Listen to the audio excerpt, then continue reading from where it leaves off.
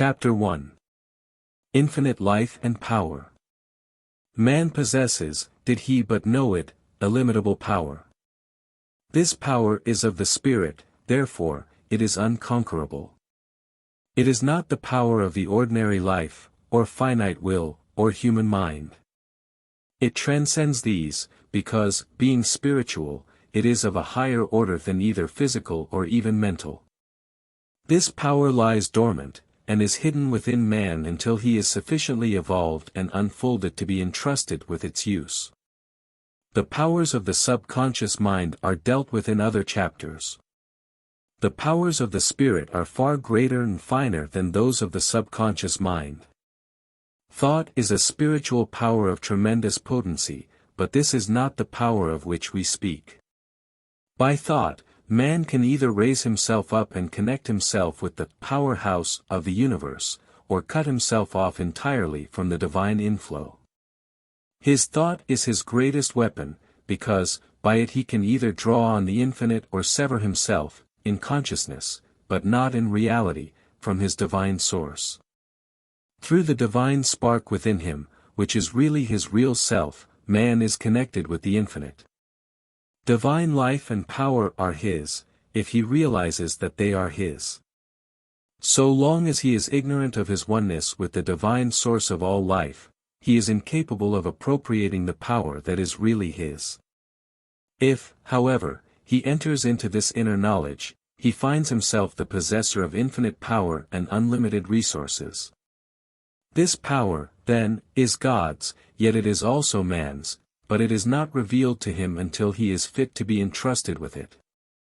It is only when man realizes his oneness with his divine source that he becomes filled with its power. Many teachers and initiates lament the fact that certain secrets are being spread broadcast today, secrets that, in the past, were kept closely guarded. They fear that unillumined and unevolved people may make destructive use of spiritual power. This, to the writer, appears to be improbable.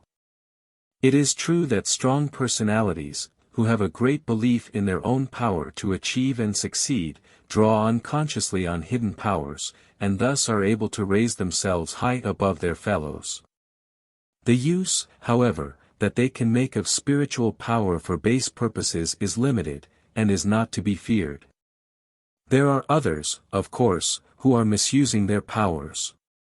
These are black magicians, and while they may do a certain amount of harm, they become reduced, ultimately, to beggary and impotence. There are also others who spend the whole of their spare time searching for knowledge of this very subject. They read every occult book they can lay hands on, but they never find that for which they seek. There are spiritual powers and influences that withhold the eyes of the seekers from seeing, until they are ready for the revelation. When man, in his search for truth, has given up all selfish striving after unworthy things, and has ceased to use his self-will in conflict with the greater will of the whole, he is ready for the revelation of his oneness with the infinite. Yielding implicitly to the will of the whole may seem, to the unillumined, an act of weakness, yet it is the entrance to a life of almost boundless power. Man is not separate from his divine source and never has been. He is, in reality, one with the infinite. The separation which he feels and experiences is mental, and is due to his blindness and unbelief. Man can never be separated from spirit, for he himself is spirit. He is an integral part of one complete whole. He lives and moves and has his being in God, universal, omnipresent spirit, and God, spirit, dwells in him. The majority of people are unaware of this intimate relationship with the divine, and, because they are unaware, or because they refuse to believe it, they are, in one sense, separated from the inner life of God. Yet this separation is only in their thoughts and beliefs, and not in reality. Man is not separated and never can be, yet so long as he believes that he is separate and alone, he will be as weak and helpless as though he actually were. As soon as man realizes the truth of his relationship to the infinite, he passes from weakness to power, from death unto life. One moment he is in the desert, afar off, weak, separate, and alone. The next, he realizes that he is nothing less than a son of God, with all a son's privileges and powers. He realizes, in a flash, that he is one with his divine source, and that he can never be separated. He awakens also to the fact that all the power of the infinite is his to draw upon, that he can never really fail, that he is marching on to victory. It will thus be seen how great is the power of man's thought. While thought is not the power of the spirit, it is the power by which man either connects himself up with the infinite power, opening himself to the divine inflow, or cuts himself off and separates himself from his spiritual source. Thus, in a sense, man is what he thinks he is. If he thinks he is separate from God and cut off from his power, then it is as though this were really the case, and he is just as impotent and miserable as though he actually existed apart from God. On the other hand, if he thinks and believes that he is one with the infinite, he finds that it is gloriously true, and that he is really a son of God. If he believes and thinks that he is a mere material being, then he lives the limited life of a material being, and is never able to rise above it. But if, on the contrary, he thinks and believes that he is a spiritual being, then he finds that he possesses all the powers of a spiritual being. Again, if he thinks that his work is difficult and that he is not equal to his tasks, he finds that really his tasks are difficult and beyond his powers. Yet on the other hand, if he believes his work is easy, or, at any rate, within his powers, he finds that such is the case, and that he can do his work with ease. The power within is infinite, for, by faith in it, man is directly coupled up with the spiritual power of the universe. The divine spark within him connects him to the sacred flame, thus making him potentially a god in the making. A change then, must take place within man before he can enter into his divine inheritance. He must learn to think after the spirit, i.e., as a spiritual being, instead of after the flesh, i.e., as a material creature. Like the prodigal son he must come to himself, and leave the husks and the swine in the far country, returning to his Father's house, where there is bread, of life, enough and to spare.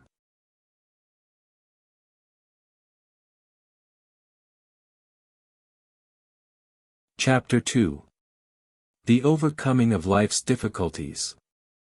The true object of life is that man may attain wisdom through experience. This cannot be accomplished by giving in to the difficulties of life, but only by overcoming them.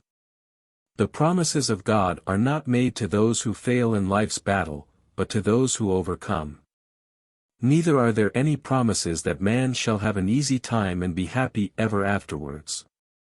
Yet, it is after this that the majority of people are forever seeking, an easy life, a good time, freedom from suffering and care. But, in spite of all their seeking, they can never find that which they desire. There is always a fly in the ointment of their pleasure, something that robs them of true happiness, or, possibly, combinations of circumstances conspire to upset all their plans.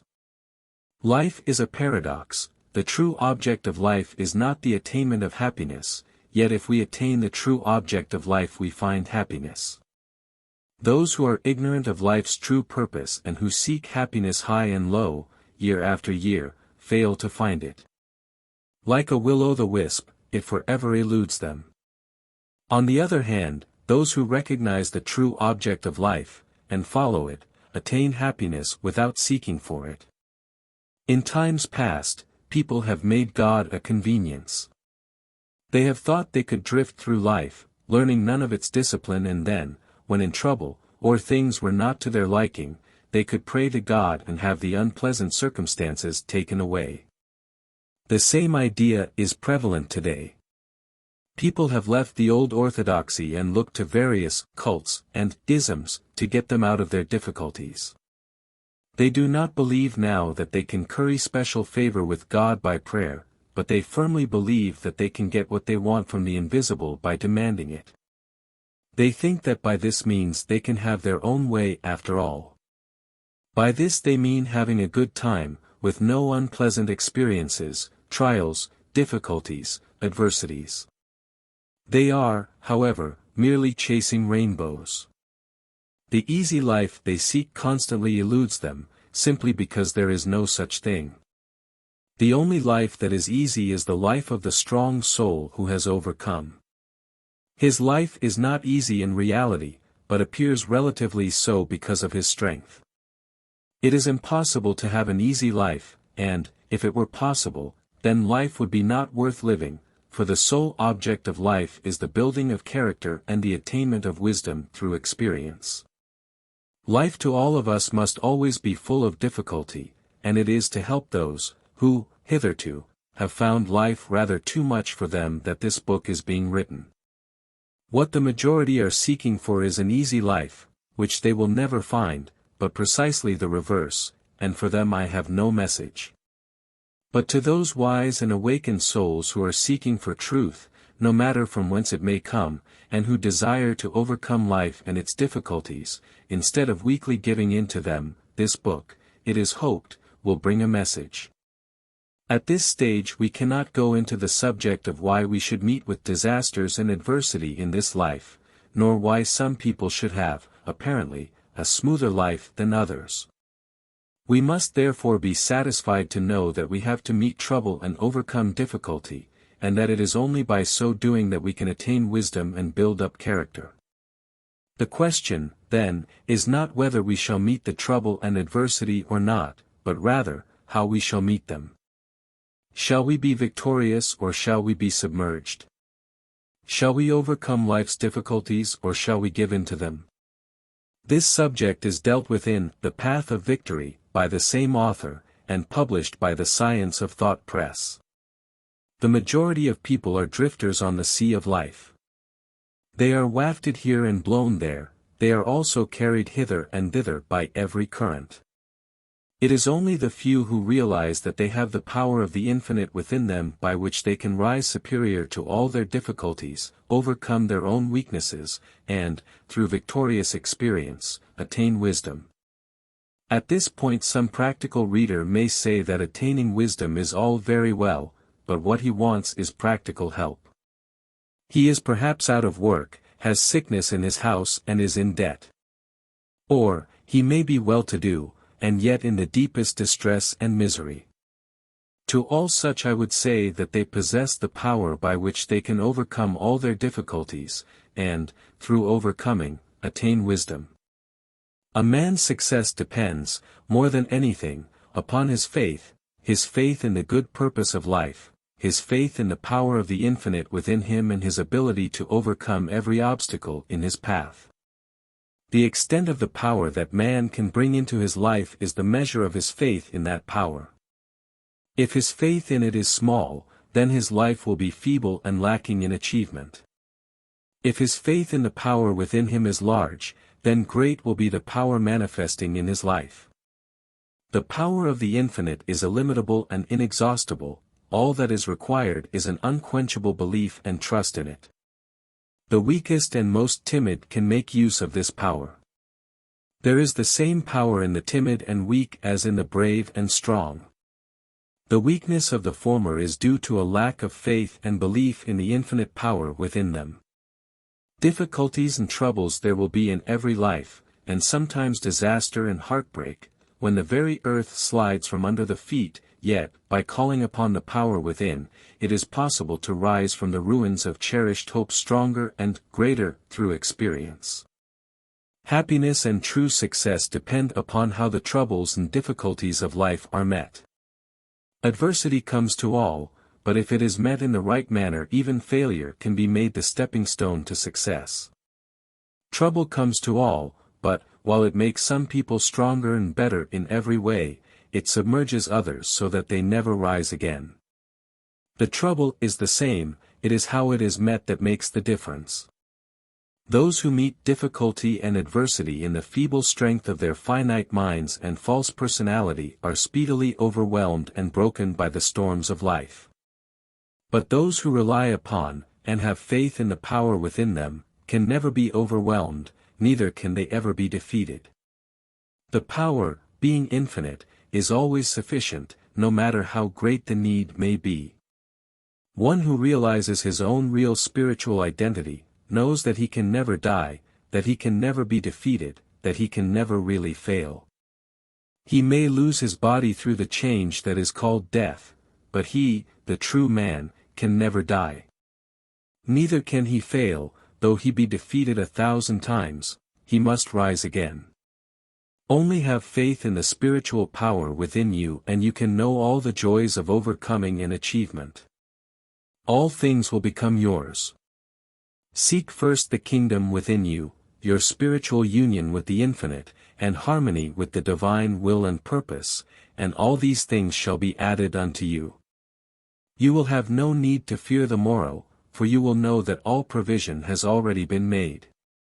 There will be no need to hoard up wealth, for there will be the necessary daily supplies always available. There will be no need to live near a doctor, for God, the infinite life, shall be your health. There will be no need for regret or lamentation, for you shall know that all is well. There will be no fear of future happenings, for you shall realize that the Infinite One makes no mistakes.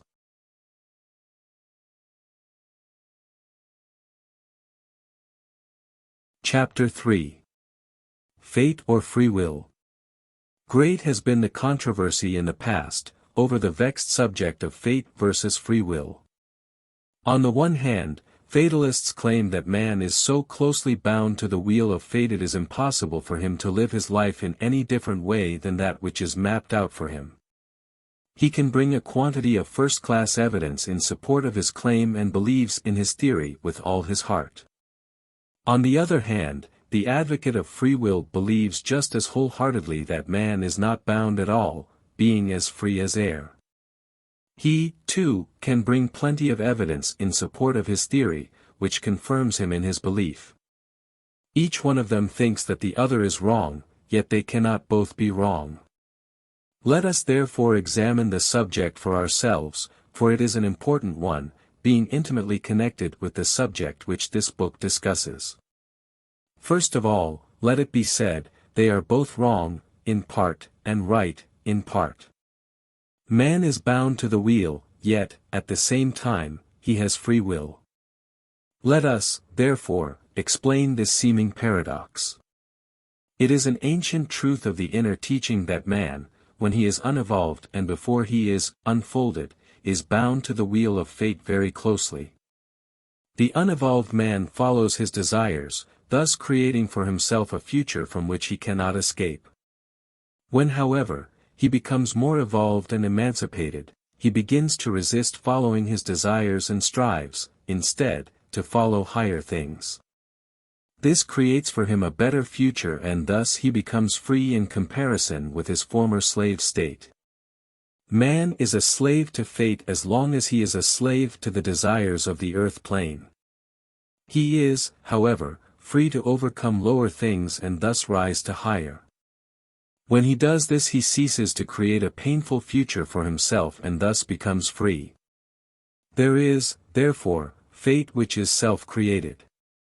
It is necessary to acknowledge this before we can proceed further.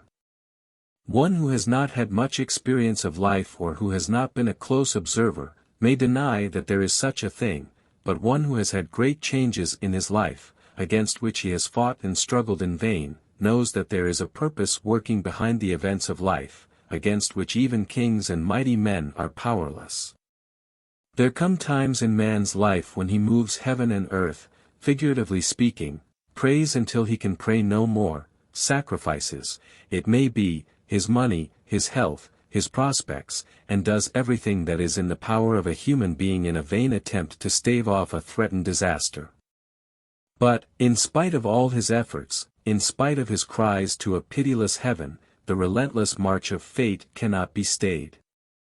It moves forward like a huge juggernaut and crushes his hopes, his dearest idol, his very life itself or all that then makes his life worth living, and leaves him desolate.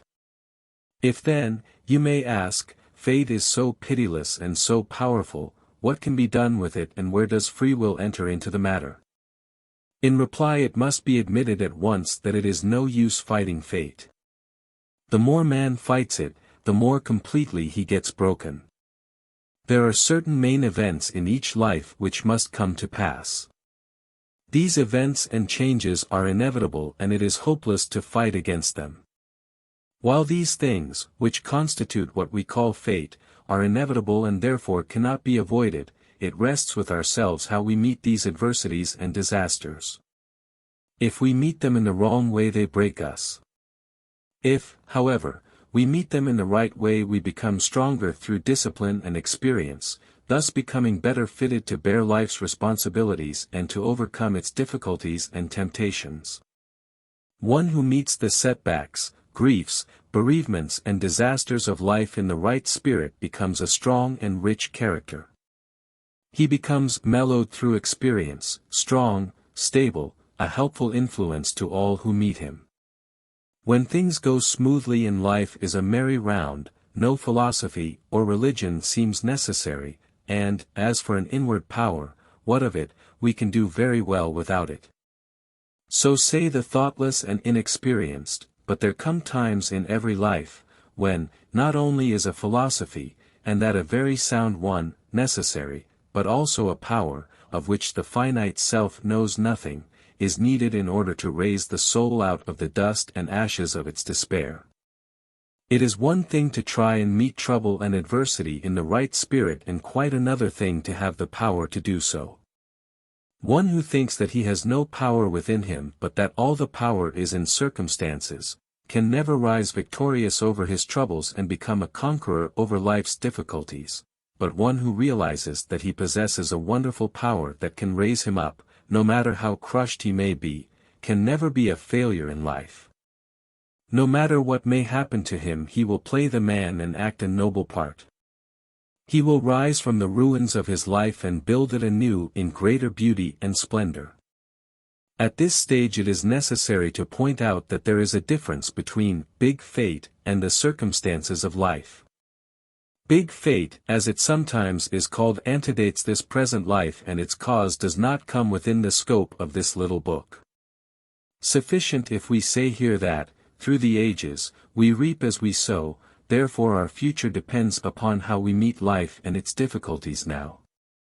Big fate, then, cannot be successfully fought, simply because it is the working of omnipotent law, but our life generally and its circumstances depend upon how we meet big fate, and how we recover from it. No matter how seemingly unkind fate may be, it is possible for us to make our life a beautiful thing. Inspired and energized by the power within, we can rise from the ashes of our dead hopes to build anew our life in greater beauty and more in harmony with the divine ideal. In addition to the fate or future, which every thought and action builds, there is, behind all evolution, a gigantic plan. This wonderful plan that embraces all, from the stupendous conception of a limitless universe down to the smallest electron, is being worked out through the ages with absolute precision. Nothing can prevent this plan from being brought into manifestation. It gathers up our past and weaves it into our present life, just in the same way that it is busily gathering up our present life and weaving it into future fate. It works it all into the big plan, somehow, and with infinite skill. The plan is bound to be followed, this, too, is fate, but how we follow it, either with willingness and happiness, or opposition or woe, rests with us. This is free will. Those who have studied the occult sciences may say, what about planetary influences? They will point out that, according to the ancient science of astrology, a man's life is determined by the star under which he is born. This is true, if he gives in to the influences around his path. At different times in his life man meets with influences that are sometimes favorable, and at other times, adverse. These influences are, however, only influences after all, and one who will stand firm during periods of adversity and refuse to give in, relying upon the great power within to carry him through, will find that he can weather all storms of life and come out of his trials greatly strengthened. He cannot prevent these influences from coming around his path of life, but he can rise superior to them. He will meet with failures and setbacks, but he will make of these stepping stones to success. He will experience griefs and bereavements, but out of these he will build a finer character and rise to higher things. One, however, who gives in to these things, refusing to rise again and reconstruct his life, condemns himself to further suffering, thus making utter shipwreck of his life. Let the despairing take heart again. Believe in the power within you and you will rise to heights before undreamed of. With this power to help you, you can accomplish the apparently impossible. Appendix to Chapter 3. Our life here is not governed by a capricious being who blows first hot and then cold or who favors one person and tortures another. The Supreme Being works through laws that are absolutely just and unchanging. Therefore all disaster and trouble in the life is the effect of certain causes. These causes are our own wrongdoing in the past, which set in motion forces, against which the power and wit and wisdom of man are powerless. For, however, because the fundamental law of the universe is love, it follows that the working of the law of cause and effect is not vindictive. Its object is our highest good, viz., to bring us into union with the divine or in tune with the infinite.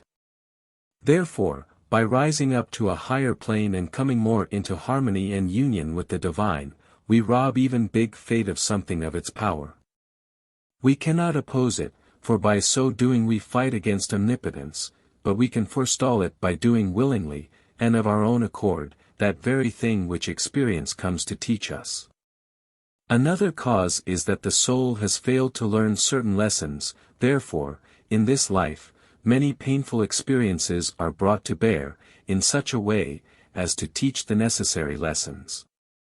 The lessons are, however, learnt only if painful or unpleasant experiences are met in the right way.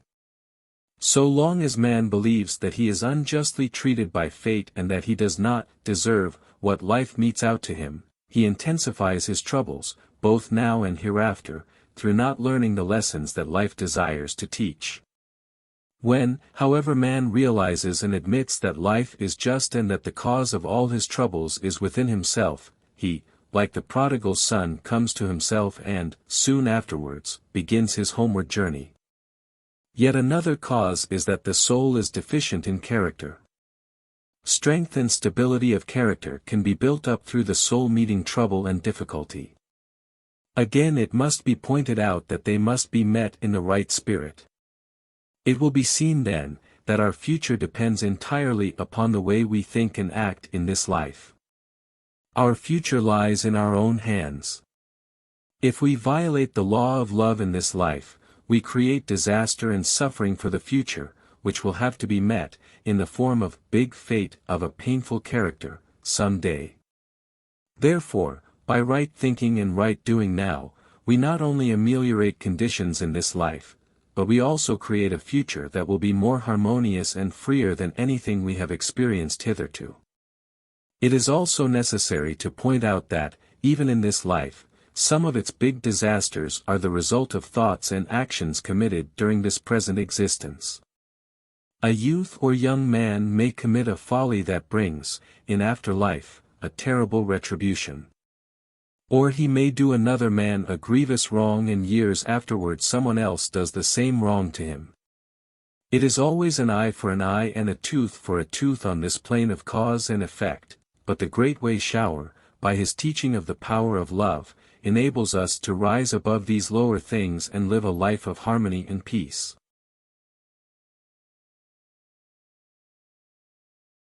Chapter 4. Cause and Effect. Man is the cause of the disasters in his life. He reaps through the ages exactly as he sows. Life is perfectly just and rewards every man according to his works. The fate of the present is the reaping of his sowing in, it may be, a distant past. Therefore, the disasters and sufferings of this life must not be attributed to the interference of a capricious and unreasonable God, for the truth is, they are due to the exact working of a perfectly just law. Fate, once created, is irrevocable. It can neither be fought nor evaded. By fighting against fate, man merely smashes himself to pieces. To do so, is equivalent to running his head against a stone cliff. The harder he charges, the greater the damage to his head, but the cliff is unaffected. Fate, although largely self-created, is really the divine purpose of life, therefore, to resist it is to fight against God. Fate, again, is not punishment, in any vindictive sense, it is the drawing together of certain remedial experiences, through which the soul can learn the lessons it has failed to learn in past ages and thus attain wisdom. The object of fate is the highest good of the individual, although it may entail suffering in painful experiences. Because the disasters in man's life are due to past wrongdoing, it naturally follows that his future depends upon the kind of life that he lives today. If, in the past, he has created for himself a sequence of events and experiences, from which it is impossible for him to escape, it is obvious that his future lives depend entirely upon how he lives the present one. It will be seen that if man can learn the lessons of the present life, and live in such a way as to cease creating trouble for the future, he is beginning to climb the path of liberation, which is the road all advanced souls have to follow, or, rather, have the privilege of following. By following this path, man ceases to be bound to the wheel of fate. This little work does not teach reincarnation, but its teaching is based on a belief that man, in reality, is a spiritual being, a divine spark from the sacred fire. Spirit being immortal has no beginning or end, therefore always lives. This present life is one of countless experiences, each one of which helps to build up character. There is no death, but only changes from one vehicle to another. There is no beginning, or end, or time in reality, these are mere limitations of the human mind. It is impossible for man to die, he can only leave his body. He cannot kill himself, try how he will, he can only force himself out of his body. Man must always go on, whether he likes it or not, he proceeds through the ages, reaping exactly as he sows. We have already seen that man cannot avoid or fight successfully against fate, but that he can become free from the wheel of fate by living a life in harmony with divine law. At this point it is necessary to point out that most of man's troubles are not caused by fate at all, but are due to his fighting against or trying to resist the great plan. If the experiences of life are resisted, or an attempt is made to evade its discipline, troubles and difficulties will repeat, becoming more painful and insistent until their lesson is learnt and the life changed accordingly. Therefore man has it in his power greatly to improve his present life, as well as to create a far better future, simply by living his life today in harmony with divine law. Further, it is necessary to point out that all thought and action have an immediate as well as a far-reaching effect. It is true that the full effect of life here is not reaped until after our little course on this plane has been run, but great differences are effected in the present life nevertheless. The way a youth makes use of, or throws away his opportunities, either makes or mars, to a very large extent, his adult career. Opportunities, once allowed to pass, can never be recalled. Sins committed and wrongs done to our fellow men have an unpleasant habit of repeating themselves in a reversed way later in life. For instance, a man may get on in life, and, in his selfish climb, may trample on one weaker than himself, ruining him and driving him to despair. Years afterwards, he will probably be treated in exactly the same way by someone stronger and more favorably situated than himself. Therefore, there is an immediate sowing and reaping that finds fruition in this life. By immediate is meant, within the compass of this life. The reaping may be delayed 10 or 20 years, but in the writer's experience, it not infrequently comes. Whatsoever a man soweth, that shall he also reap. Those, therefore, who think that life is not just, and who whine and complain about the way they are treated, are simply increasing their own troubles. Until man realizes that the cause of all his troubles is within himself, he can never do anything to remedy matters, because, obviously, the only thing that is required is for him to change within. Man has to become changed within before his life can be altered. His thoughts, his ideals, his attitude towards life must all become transformed. When this change has been effected, he not only begins to repair his present life, but he creates a fairer and nobler life for the future. This is the inner secret of all esoteric teaching. The new birth, or regeneration, means the awakening of the soul to conscious immortality. The old self, that was bound to the wheel of fate and the plane of cause and effect from which it could never free itself, owing to the fact that it was continually binding itself to the wheel afresh, through following selfish desires, dies, and a new self is born. In other words, the consciousness is raised from the plane of sin and death, of sensuality and desire, of restriction and captivity, to the higher plane of spirit, where man realizes that he is a son of God. He discovers that the divine spark within is his true self. He realizes also that he has always lived, in his real spiritual self. Beginning and end, like change and decay, belong purely to the material plane and have no place in reality. They form part of this present three-dimensional existence but have no reality. Endless being is the reality. Anything short of this is mere illusion. It is not necessary, therefore, to believe in the theory of reincarnation or that all our experiences must of necessity take place on this plane.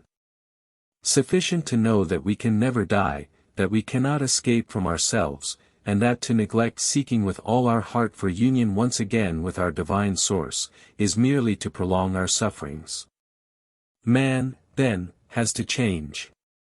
His desires and aspirations, instead of being directed towards hate and evil, must be transformed to love and good. Instead of wallowing in lust and selfishness, he must lift himself to higher and better things. How can this be done? It cannot be accomplished by the finite man at all, but it can be achieved by the infinite power within. It is only when man realizes his oneness with the infinite and believes that omnipotent power is at his disposal, that the spiritual power within becomes available. So long as man has doubts and fears or disbeliefs, this special power is not available. It is his, but his state of heart and mind prevents him from either realizing the presence of the power or making use of it. Before the machinery of a workshop can run, it must be connected up with the engine room. In the same way, man, before he can live the new life, must become one with the infinite life and power. Entering this new life of power does not take away life's experiences, its trials, troubles and adversities, but the change within does prevent the creation of unnecessary troubles and suffering. Also, even a so-called unkind fate loses much of its power to wound, for the higher man rises into union with God and infinite love, the less power it has in his life. It still operates, but it fails to wound so deeply, for man, seeing with illumined eyes, knows that it is good that has come to bless, and not evil that has come to slay. Painful fate loses its power to hurt when man ceases to resist it and meets it with open arms, seeking to learn the lessons that it has to teach. Chapter 5. Success. What is meant here by success is the achievement of something worthwhile, that shall make the world better and richer, and add something to the common good. Our sphere in life may be very humble, but if we overcome our own weaknesses, help others along life's pathway, and do our daily work better than we need, our life cannot be other than successful. If, at the end of our life, we can be thankful for it, realizing that we have made the best possible use of it, we have achieved real success. Success, to the unillumined, may mean the accumulation of wealth and the winning of fame. Yet those who give up their lives to the acquirement of these things are the greatest failures in life. They gain wealth, it is true, but they find that their money can buy only those things that bring no satisfaction, that it cannot purchase for them any of the things which are really worth having. Success of this hollow kind can be won, but at too great a price. The greatest teacher of all once said, "For what shall it profit man, if he shall gain the whole world and lose his own soul? What does it profit a man if he gets on at the cost of happiness, health, joy of living, domestic life, and the ability to appreciate nature's beauties and simple pleasures? Yet man must be a striver. He must be forever seeking better things and to express himself more perfectly. One who drifts through life, making no effort to rise to better things, is not worthy of the name of citizen. Man, if he is to be worthy of the name, must be forever striving, overcoming, rising. Failure in life is always due to weakness of character. It is only strong characters who can resist the buffetings of life and overcome its difficulties. The man who would make his life worthy of respect and who would rise to high achievement and service, will be confronted by difficulty at every turn. This is as it should be, for it weeds out the weaklings and unworthy aspirants, and awards the spoils to those who exhibit faith, courage, steadfastness, patience, perseverance, persistence, cheerfulness, and strength of character, generally. Success, especially material success, is not, in itself, of much benefit to the one who wins it. It does not satisfy for long, but it is valuable in other ways. For instance, success, based on service, is a benefit to the community. If it were not for successful people of this type, the ordinary man in the rut would have a bad time. Also, the winning of success builds up character. One who would be successful in the battle of life, must be prepared to be tested and tried in every possible way.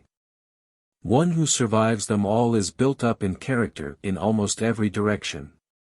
Even in his success, however, he will be tempted and tried. One who is engaged in the harsh struggle of business, or who takes part in public life, may, if he does not watch himself very carefully, become hard and callous. Of all failures, this is probably the worst. One who succeeds in other directions and becomes a hard man, is, after all, a sorry failure. Again, people of the successful, striving, climbing type, are tempted far more than those who are afraid to venture and who remain in the valley of mediocrity. This is true, not only of those who seek to climb the steep path of spiritual attainment, but also of those who are successful in mundane affairs. In each case, they have placed in their keeping great powers and influence such as the ordinary man little dreams of. This is a grave responsibility, for if these powers are used for self-aggrandizement, the results are disastrous. Thus, those who climb, are beset on all sides by temptations of a very subtle kind, which, if yielded to, will ruin the life and do grave injury to the soul. Life is a continual battle. To the ordinary person it is generally a fight with circumstances and the ordinary difficulties of life which are very important in his eyes. The more advanced soul is not troubled much by these things, he rises above them, but he is tempted and tried to a much greater degree, and in a far more subtle manner. Those who think that by following a certain cult or ism, they will be able to have an uneventful walk through life are merely deluding themselves. As he learns to overcome the difficulties of life which baffle the ordinary individual, he will be tempted and tried in other and more subtle ways. This is because life is not for mere passing pleasure, but is for the building up of character, through experience. Therefore, one who would succeed must be strong, and wise, and patient. Those who aspire to make their lives really worthwhile, who desire to serve their fellows more perfectly, who want to build up character through experience and overcome all their weaknesses, inherited or otherwise, must look within for power and wisdom. It must be pointed out, however, that man must not use his spiritual powers for selfish purposes and self-aggrandizement. There is an immutable law, which has been known to the inner teaching all through the ages, that forbids the use of spiritual powers for the creation of wealth or even of daily bread. Jesus was subject to the same spiritual law, and was tempted exactly in the same way as we. The tempter said, "Command this stone that it be made bread." If Christ had turned the stone into bread, he would have failed in his great mission, but he knew the law. There are thousands of people today who are trying, not only to turn, by the misuse of their spiritual powers, stones into bread, but also into motor cars, fat bank balances and lands and houses. Such are heading to disaster, for they are working against the combined spiritual power of the universe. The enemy of souls offers those who have learned to tap the inexhaustible power of the universe, and who have discovered that they are sons of God, wealth, power, pomp, the applause of men, the glittering things that perish, if only they will misuse their God-given power. Like Jesus, they must refuse. They must put service before self, and give instead of grasping. Thousands are being taught today to force their human will upon life and to use occult powers for the acquisition of wealth and power. They are taught to enter the silence and demand what they want. How to get what you want is the slogan of these modern teachers.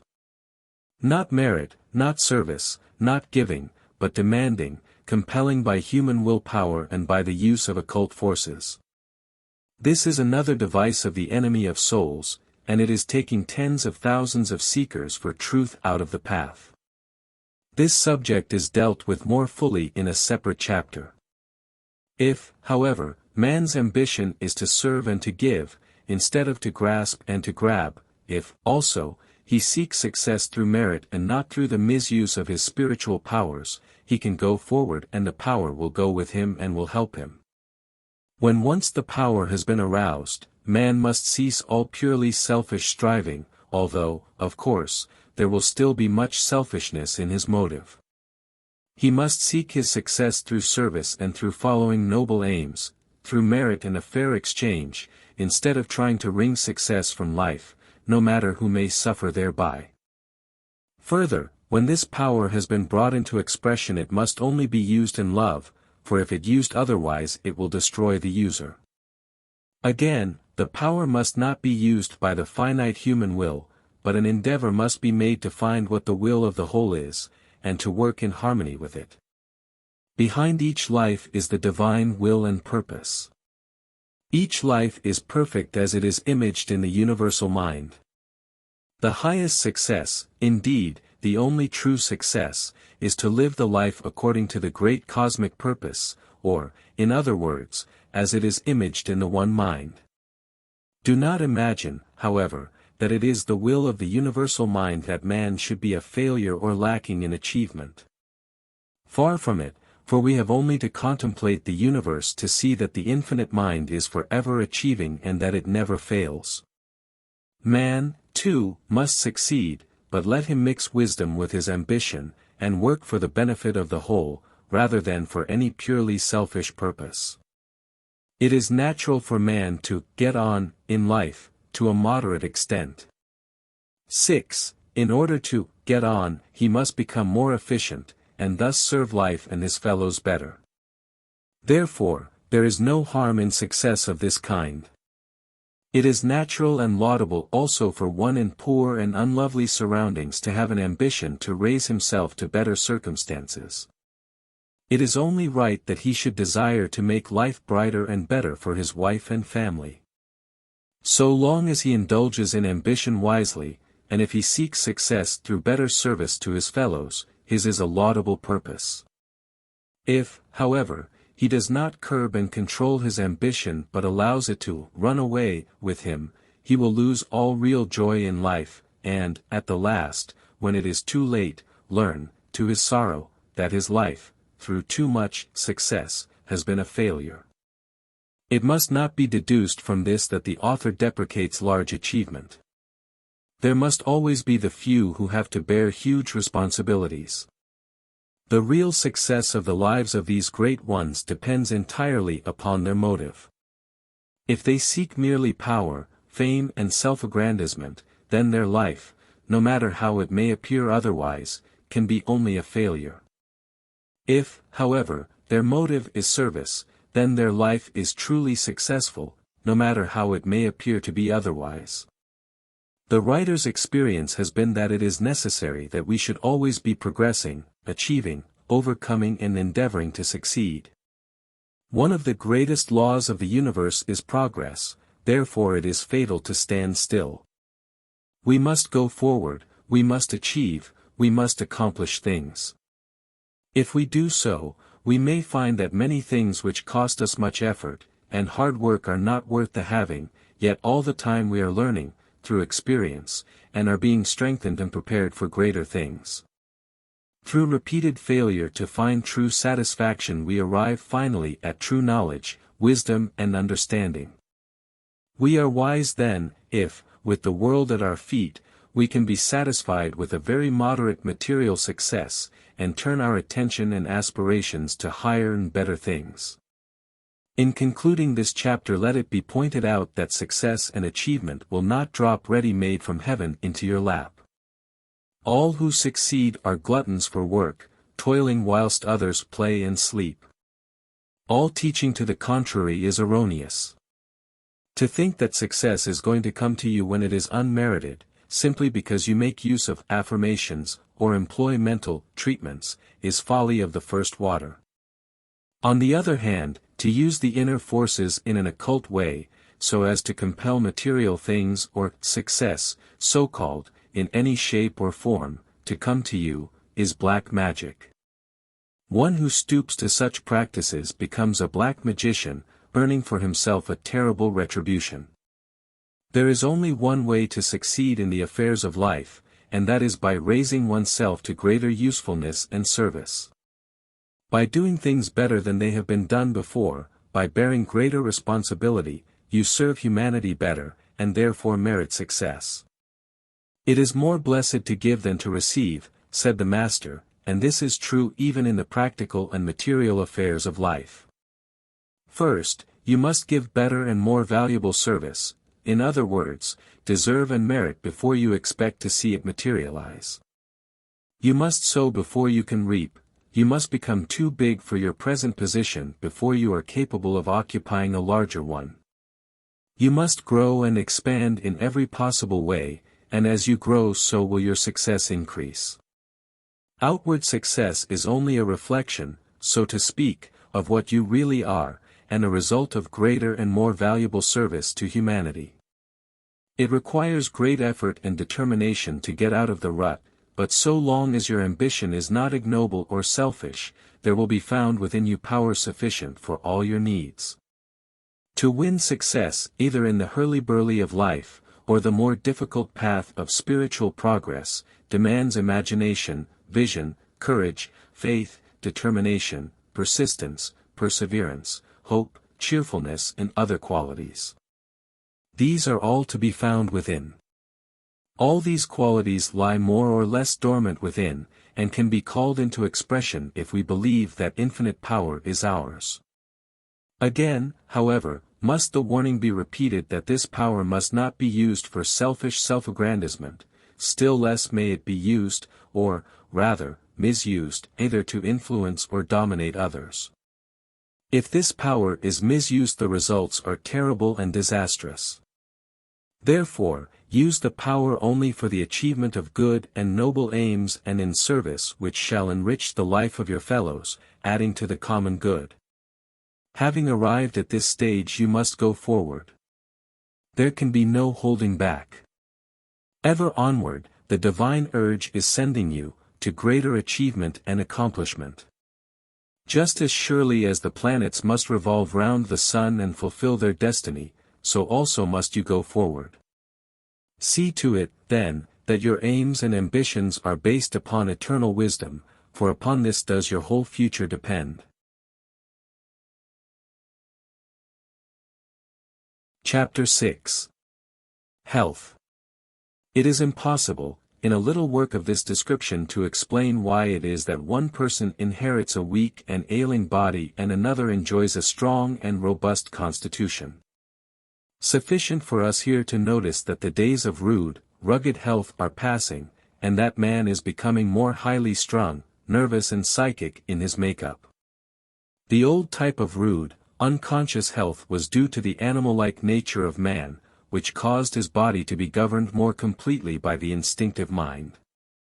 Less evolved humans are not affected, apparently, by the mental storms, psychic changes, and spiritual disharmonies that disturb the health of the more evolved types. We have an illustration of this in the case of some forms of insanity. The patient goes out of his mind, with the result that his bodily health becomes wonderfully good. The instinctive mind takes control of things, and rude, robust animal health is the result. When the patient was sane and his mind filled with worry, ambitions, plans, cares, lusts, hates and griefs, he was probably very far from well. This would be due to the disturbing effects of his thoughts and uncontrolled emotions. When, therefore, his conscious mind gave way and he became happy in an imbecile way, he ceased to think of these disturbing things, with the result that the instinctive, animal mind was able to work undisturbed. It is of no use sighing for the good old times, when people were rugged and strong in the way that savages are rugged and strong, for evolution has decreed that man shall change into a higher and more nervous and sensitive type. In this sensitive type wrong thoughts and emotions quickly produce pain and suffering.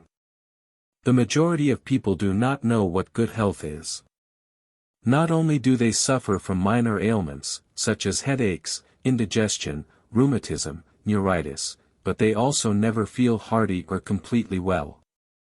They are strangers to the joy of living. Life does not thrill them, nothing quickens their blood, they have no moments of vivid ecstasy. In other words, they do not live, they merely exist at a poor dying rate.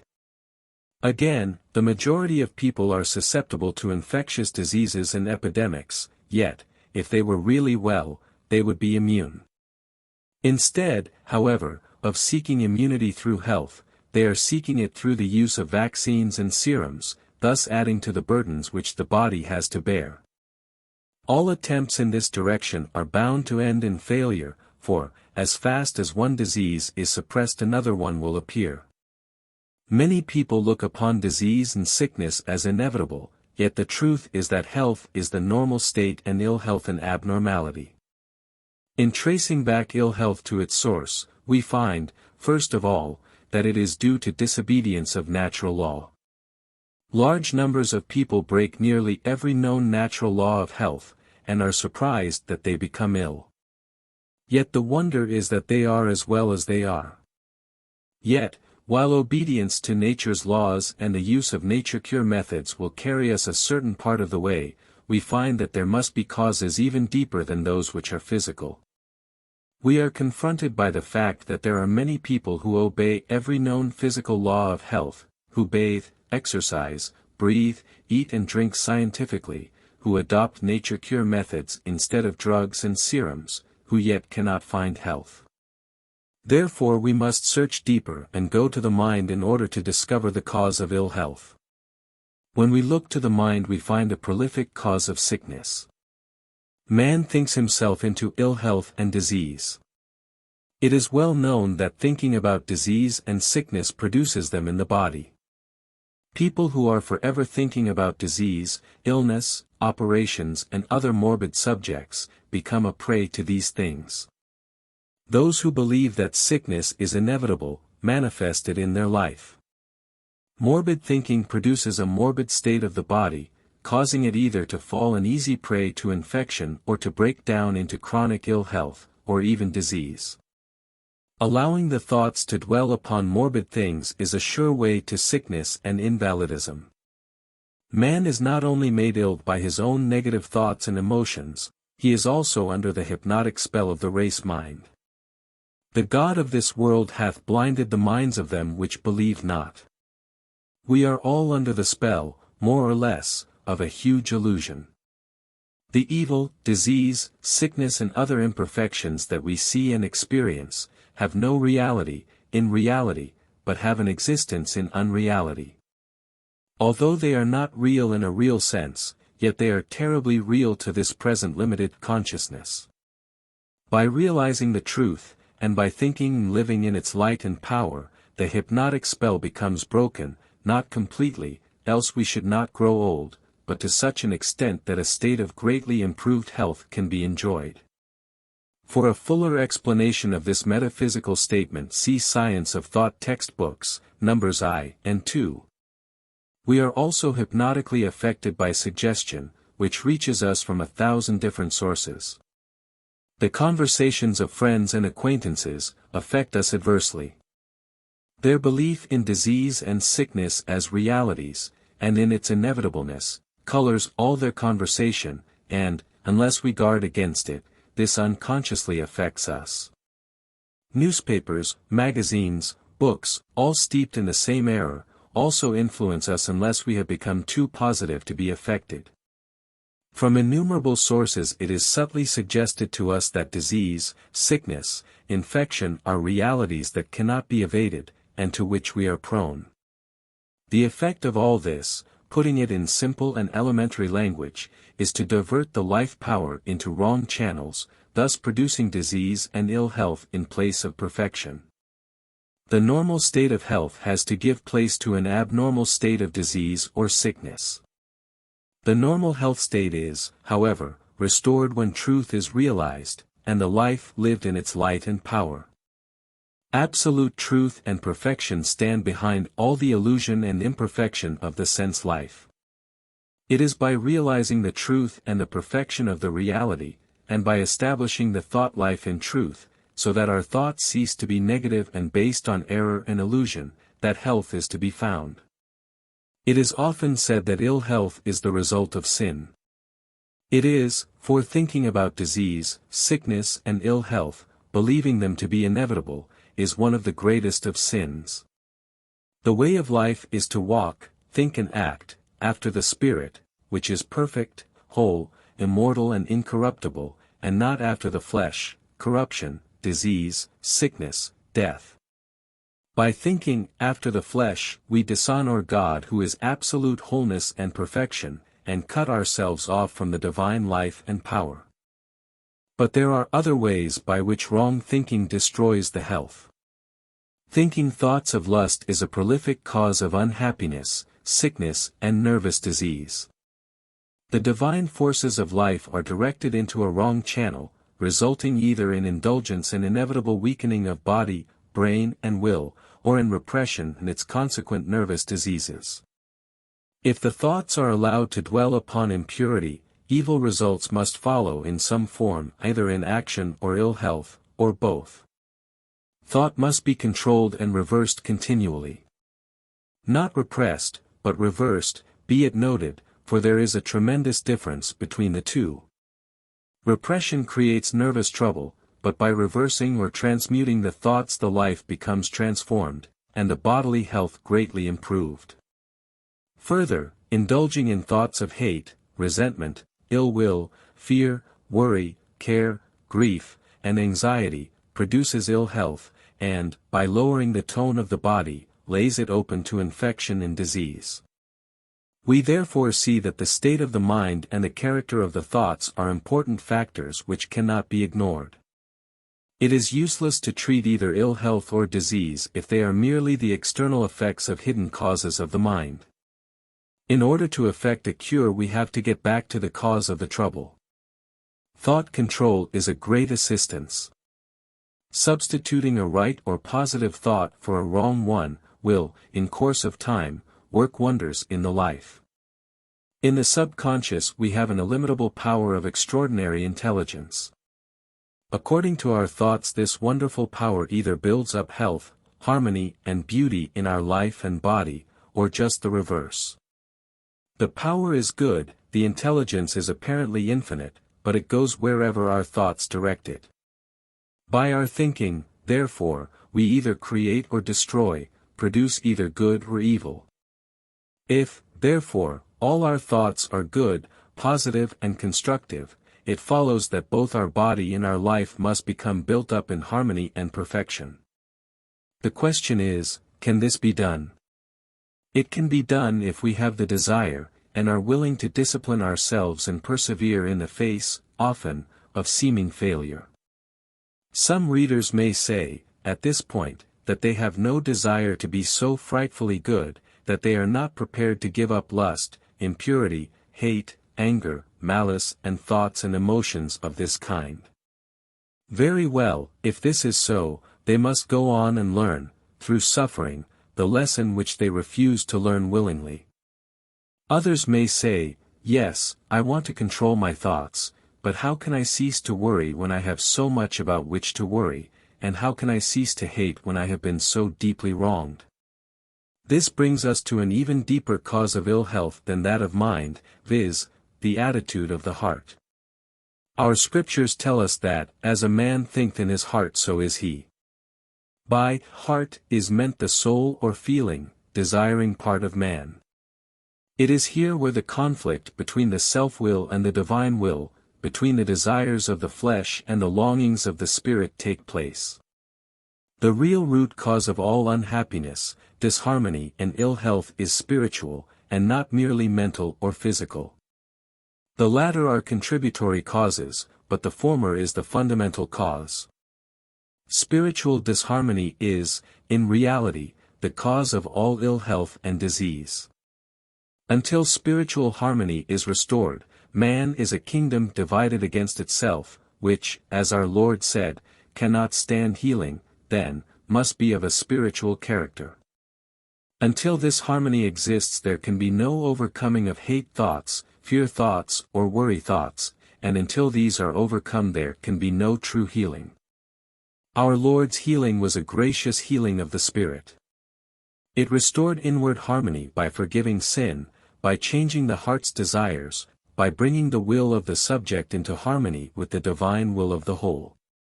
Our Lord's healing was not accomplished by means of suggestion, neither was it achieved by human will power, it was done by a bringing into harmony of the heart and desires and will with the divine will. At the same time there must have been a revelation of the truth that the will of God is love, wholeness, joy and perfection, and not disease, sickness and misery. See also, The Power of Thought by the same author, published by the Science of Thought Press, Chichester.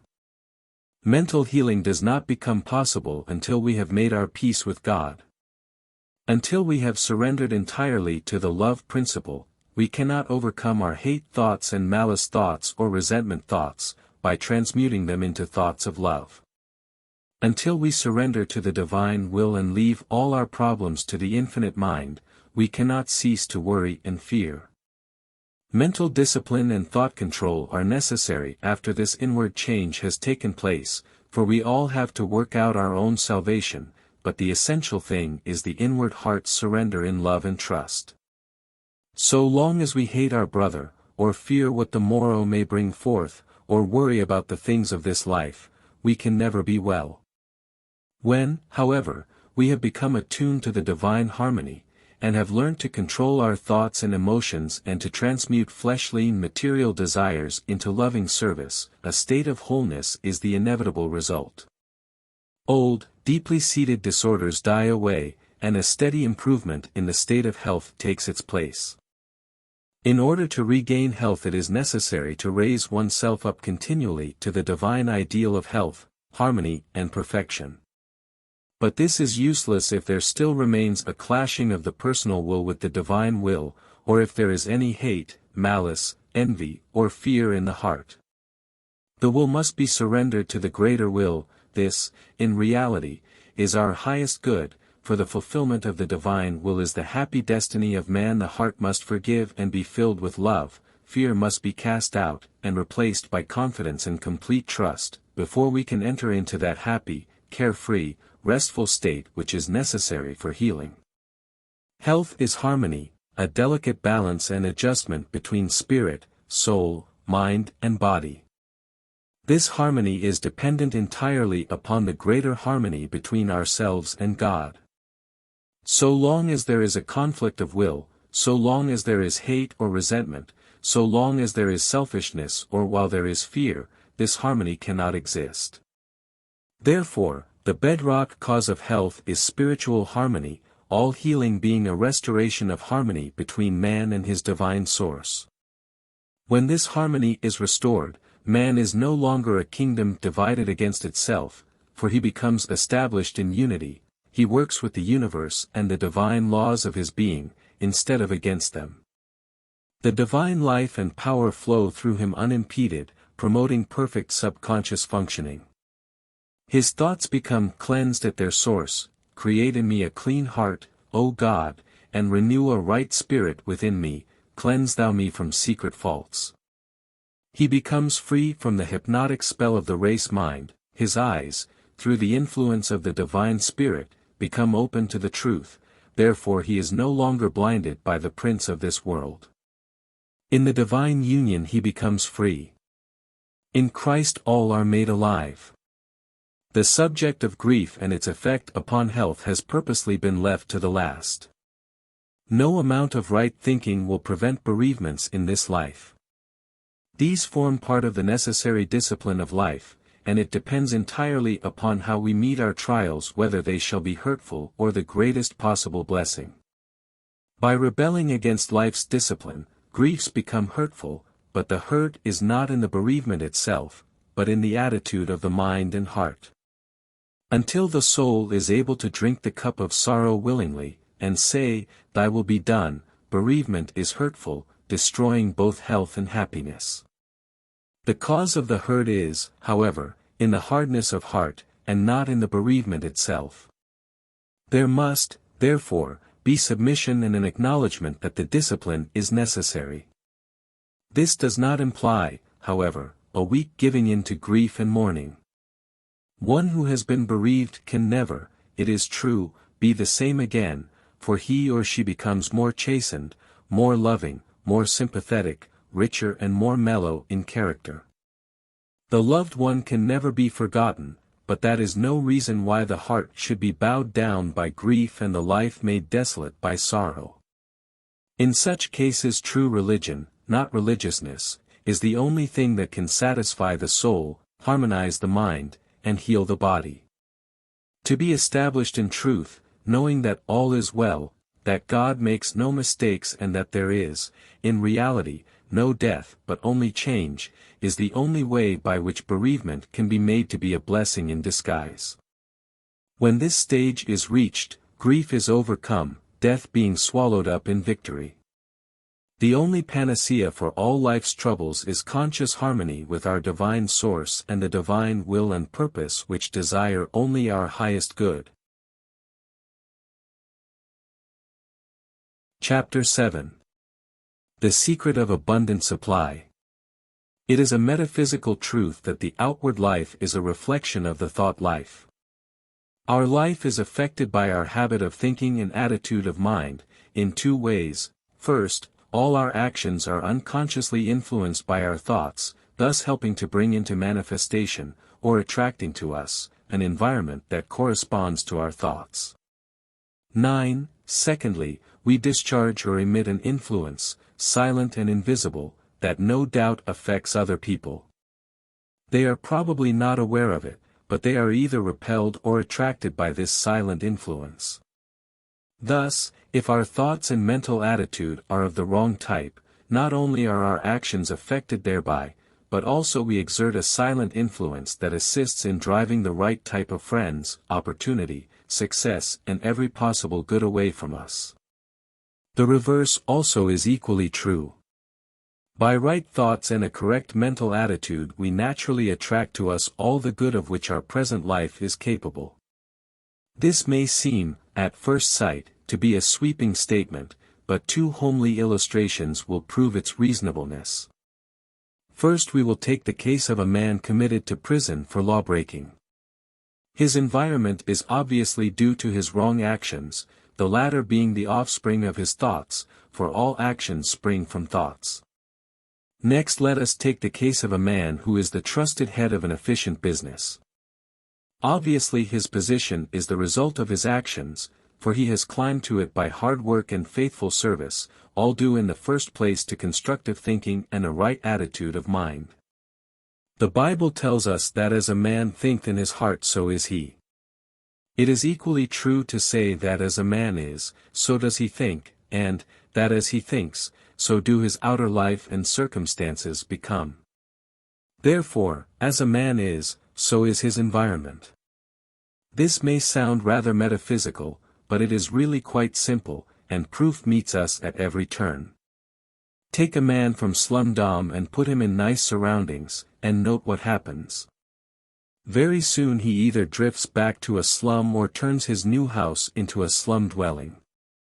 Take a man of a higher type, and put him in a slum, and soon he will either leave the slum or change his slum dwelling into a more decent habitation. Put a slut in a mansion, and she will turn it into a pigsty, but put a woman of a higher type in a hovel and she will make it clean enough to entertain royalty. Therefore, before you can change a person's environment, it is necessary to change inwardly the person himself. When a man becomes inwardly changed and filled with new ambitions, ideals and hopes, he, in course of time, rises above his sordid surroundings and attracts to himself an environment that corresponds to his new state of mind. It would be useless to tidy up the house of a slut for her, for she would soon make it like a pigsty again, but if you could get a new ideal of neatness, cleanliness, order and spotlessness into her mind, she would not rest satisfied until her immediate environment corresponded, in some measure at least, to her mental ideal or image. Very often, the failures of a man's life, and its disharmonies and poverty, either comparative or real, are outward symbols of his weakness of character. He may have ability in plenty, but he may lack application or steadfastness, and thus he fails in all his undertakings, and has to be kept by his wife and daughters. He will assure you that his circumstances are due to ill fortune, but the actual cause of his failure is in his character, or, rather, lack of character.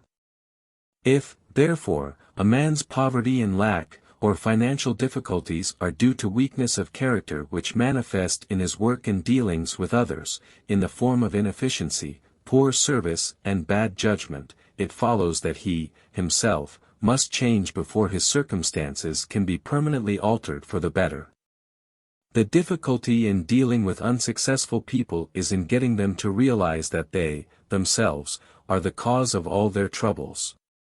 10. Until, however, they do realize this, their case is hopeless, and it is impossible to help them, but when they acknowledge that the fault is theirs, they can be shown that there is a remedy for their ills and a way out of their difficulties, by means of self-improvement.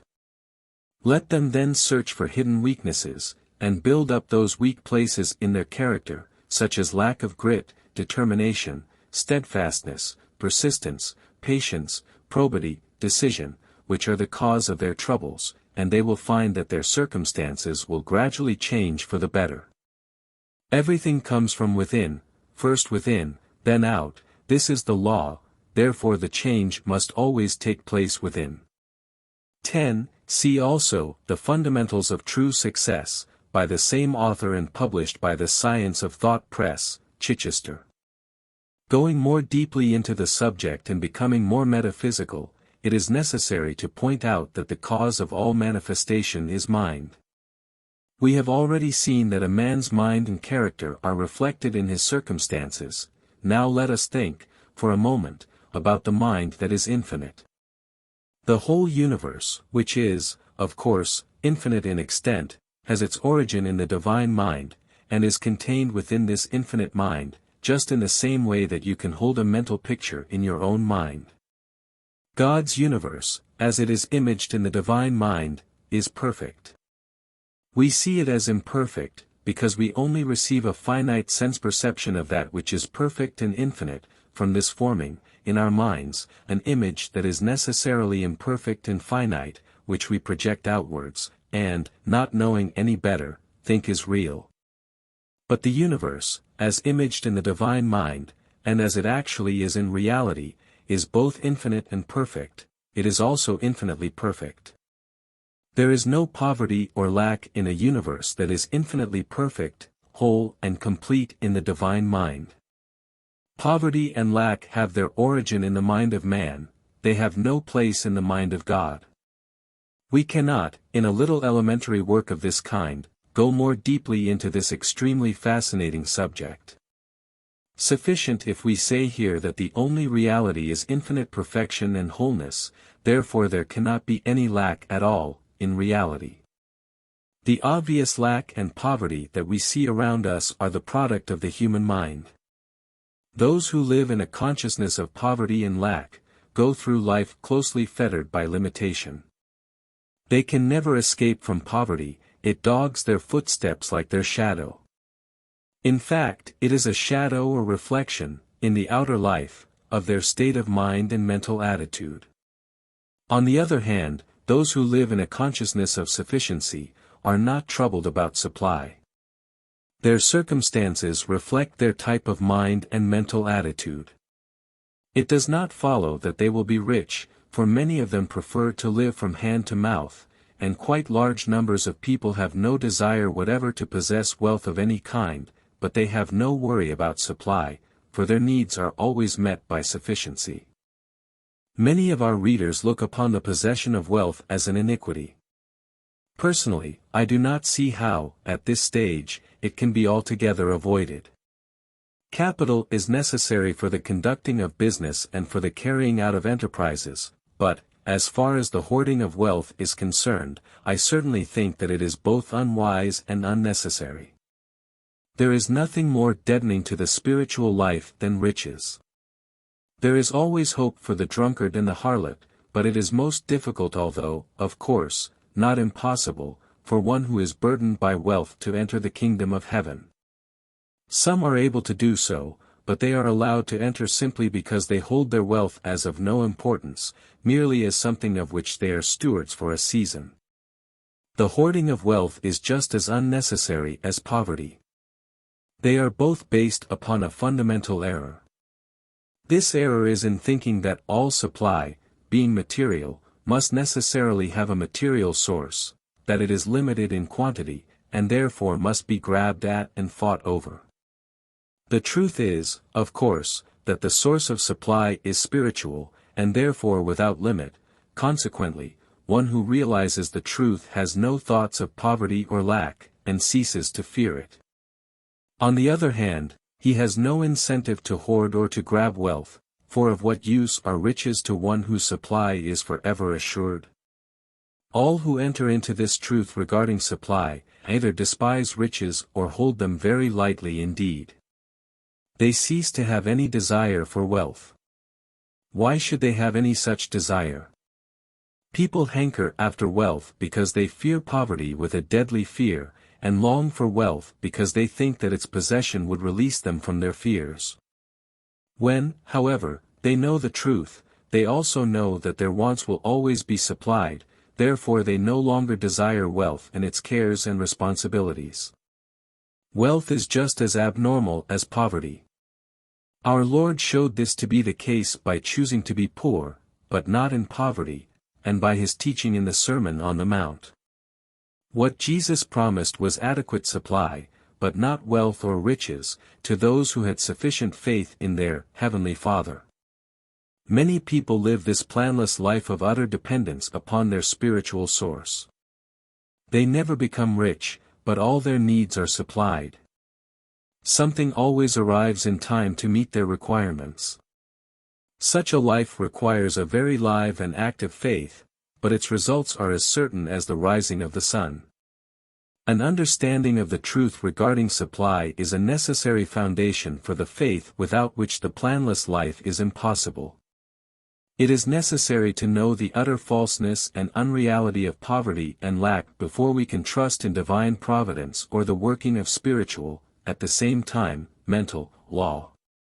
It is necessary to know that the universe is spiritual, that God is spirit, in whom we live and move and have our being, and that because we are a part, very small, but yet a part, of the whole, all our wants, all through the ages, must be supplied.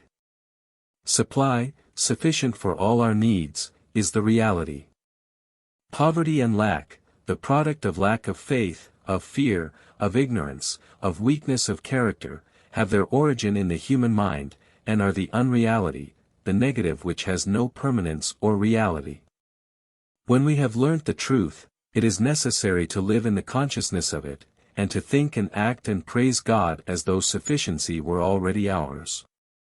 Not to spend money that we cannot afford to spend, nor to incur debt, but to live mentally in an atmosphere of abundant supply. We have to remember that the change in consciousness must take place first and become well established, before its effects can be seen to manifest in the outer life. The entering of this higher consciousness where we know and realize the truth, viz., that the source of all our supply is spirit, and that the divine source is limitless, is not easy, although it is less difficult to some than to others.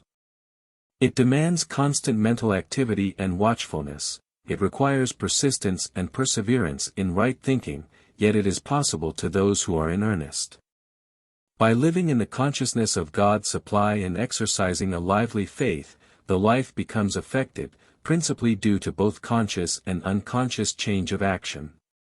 Having dealt with the esoteric or inner side of the subject of supply, I will now treat it more from the outer or practical side, the latter being, of course, just as important as the former. The teaching of this chapter does not discourage industry and thrift, far from it. After the Lord Christ had fed the 5,000, all the leavings were carefully collected so that nothing should be wasted. This is in accord with universal law. There is a law of economy both in the natural and spiritual worlds. Nature appears, on the surface, to be very wasteful and prodigal, but, actually, she never wastes anything, if it can be avoided. Therefore, the action of the disciples was in accord with universal law. What a lesson for us! To be careful and saving is a mark of superiority both in mind and character. The wastefulness of the helpless poor is notorious. Those who are well-to-do are far more careful and conserving than the very poor. There are exceptions, it is true, but the rule is that a man who cannot save money has not it in him to command success in life. Inability to deny himself certain things shows a weakness of character and lack of purpose which make success impossible. 2 men that I knew very well built fortunes upon P5, which they saved out of meager earnings. It is always the start that is difficult. If you cannot overcome the preliminary difficulties, you have not the steadfast purpose to hold your own in the battle of life. On the other hand, once the initial difficulties have been overcome, it is not difficult to get your bark into the currents of prosperity. When once you realize that there is unlimited abundance in which you can share, when once you learn to live in the consciousness of this abundance, at the same time living within your present income and doing your present work as well as it is possible for it to be done, you have set out on the path to affluence. One who realizes and really believes that there is abundance and plenty for him, puts into operation a powerful law which will surely bring opportunity to him, sooner or later. Many, however, ruin their hopes by not knowing that for a time they must live a kind of double life. They must be opulent in consciousness, but careful and thrifty in actual practice. The time will come when their means will largely increase, then, if they are wise, they will live on part of their income, instead of living up to it. This will give them a wide margin for charitable purposes, for the taking up of further opportunities and for extensions. Many businessmen have to let golden opportunities pass, simply because they have saved little or nothing, owing to lavish private expenditure, or they have to let other people in to share their schemes who, in addition to taking a large share of the profits, may prove a serious handicap and hindrance in other ways. While in its essence, the source of supply is spiritual, it comes to us through material channels, and, in order to have a share in it, it is necessary to earn it. We have to give something in exchange for what we draw from life in the way of supply. We must give in order to receive, and what we give must be something that the world wants or needs. The secret of supply is, then, to realize that there is unlimited abundance and to live in the consciousness of it, as completely as though no material channels existed, and, at the same time, to work as zealously and be as careful as though there were no such thing as spiritual supply. At the same time we must give the world something that it wants, or otherwise serve in some useful capacity, exercising honesty, probity and justice in all our affairs. It is folly to expect abundance to drop ready-made in our lap, it must be earned by intelligent and faithful service. This subject is treated fully in The Fundamentals of True Success, by the same author. Published by the Science of Thought Press, Chichester. Being a retired businessman who started life with nothing, not even good health, I have looked at this subject from a businessman's point of view. The principle applies, however, to every walk in life, and each reader can adapt the teaching of this lesson to his or her particular needs. Chapter 8. The Powers and Limitations of the Subconscious Mind. The subconscious mind is the mind of nature. It possesses extraordinary powers and intelligence, but no inspiration. It is instinctive, it is animal, it is natural, but there is nothing godlike about it. It is of the earth and the physical plane. It can be described as the inner forces of nature resident within our body. Having said this, we have said nearly all there is to be said about the subconscious, yet this is the mind of which some people have made a veritable god. The subconscious mind, if led aright, is a very good friend, reducing all repeated thoughts and actions into habit, which, in time, becomes settled and part of the very life itself. Thus, by conscious right thinking and conscious right action, a good habit is formed, which becomes, in course of time, practically automatic. This, of course, builds up the character, which, in turn, affects the life. It will be seen then, how important is the right use of this willing and faithful servant.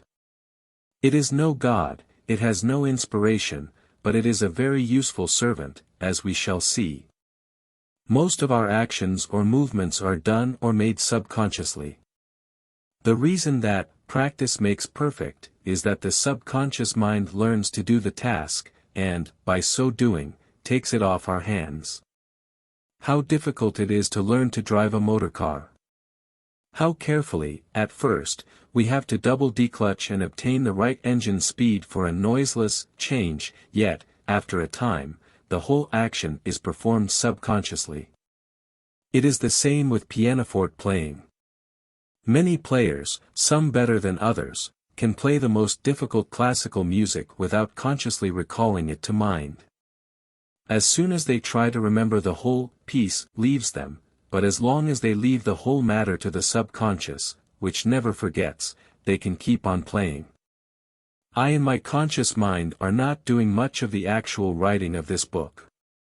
We think the thoughts and have something to do with the formation of the sentences, but the subconscious mind writes them down. If I had to think of each word and letter, my task would be hopeless, and I should become half dead with fatigue. The subconscious mind, however, is even more helpful, for it does the bulk of our thinking, and can be taught to do a great deal more. If we had to think everything out laboriously, according to the laws of logic, life would be unbearable. Instead of this, our subconscious mind does the bulk of our thinking, and, if we give it a chance, will do it in an extremely accurate manner, strictly according to the laws of logic and without the slightest fatigue. The more that we train the subconscious to do our ordinary thinking for us, the less we suffer from fatigue. Fatigue is unknown to the subconscious mind, therefore we can never tire it or overwork it. The subconscious mind can be made to do more and more work for us if we will delegate definite work for it to deal with. One who has learned thought control, who can take up a matter, consider it in all its bearings, and then dismiss the subject from his conscious thought, is able to increase his efficiency 100%, and reduce his mental fatigue almost to vanishing point. Instead of laboriously working out his problems and worrying and scheming over them, he simply dismisses them to his subconscious mind to be dealt with by a master mind which works unceasingly, with great rapidity, extreme accuracy, and entirely without effort. It is necessary, however, to give the subconscious every available information, for it possesses no inspiration or superhuman wisdom, but works out logically, according to the facts supplied to it. This great, natural, untiring mind downstairs, as it has been called, is also capable of doing even more useful work still. A writer or speaker, or preacher can collect notes and ideas for his article, book, speech or sermon, and pass them down to his subconscious mind with orders that they be arranged in suitable order, division, subdivision and so on.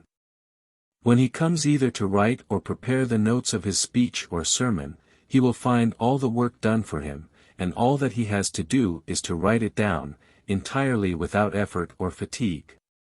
Again, a businessman who has learnt to make use of his subconscious mind in this way, need not juggle or worry or fatigue himself by planning and scheming for the future.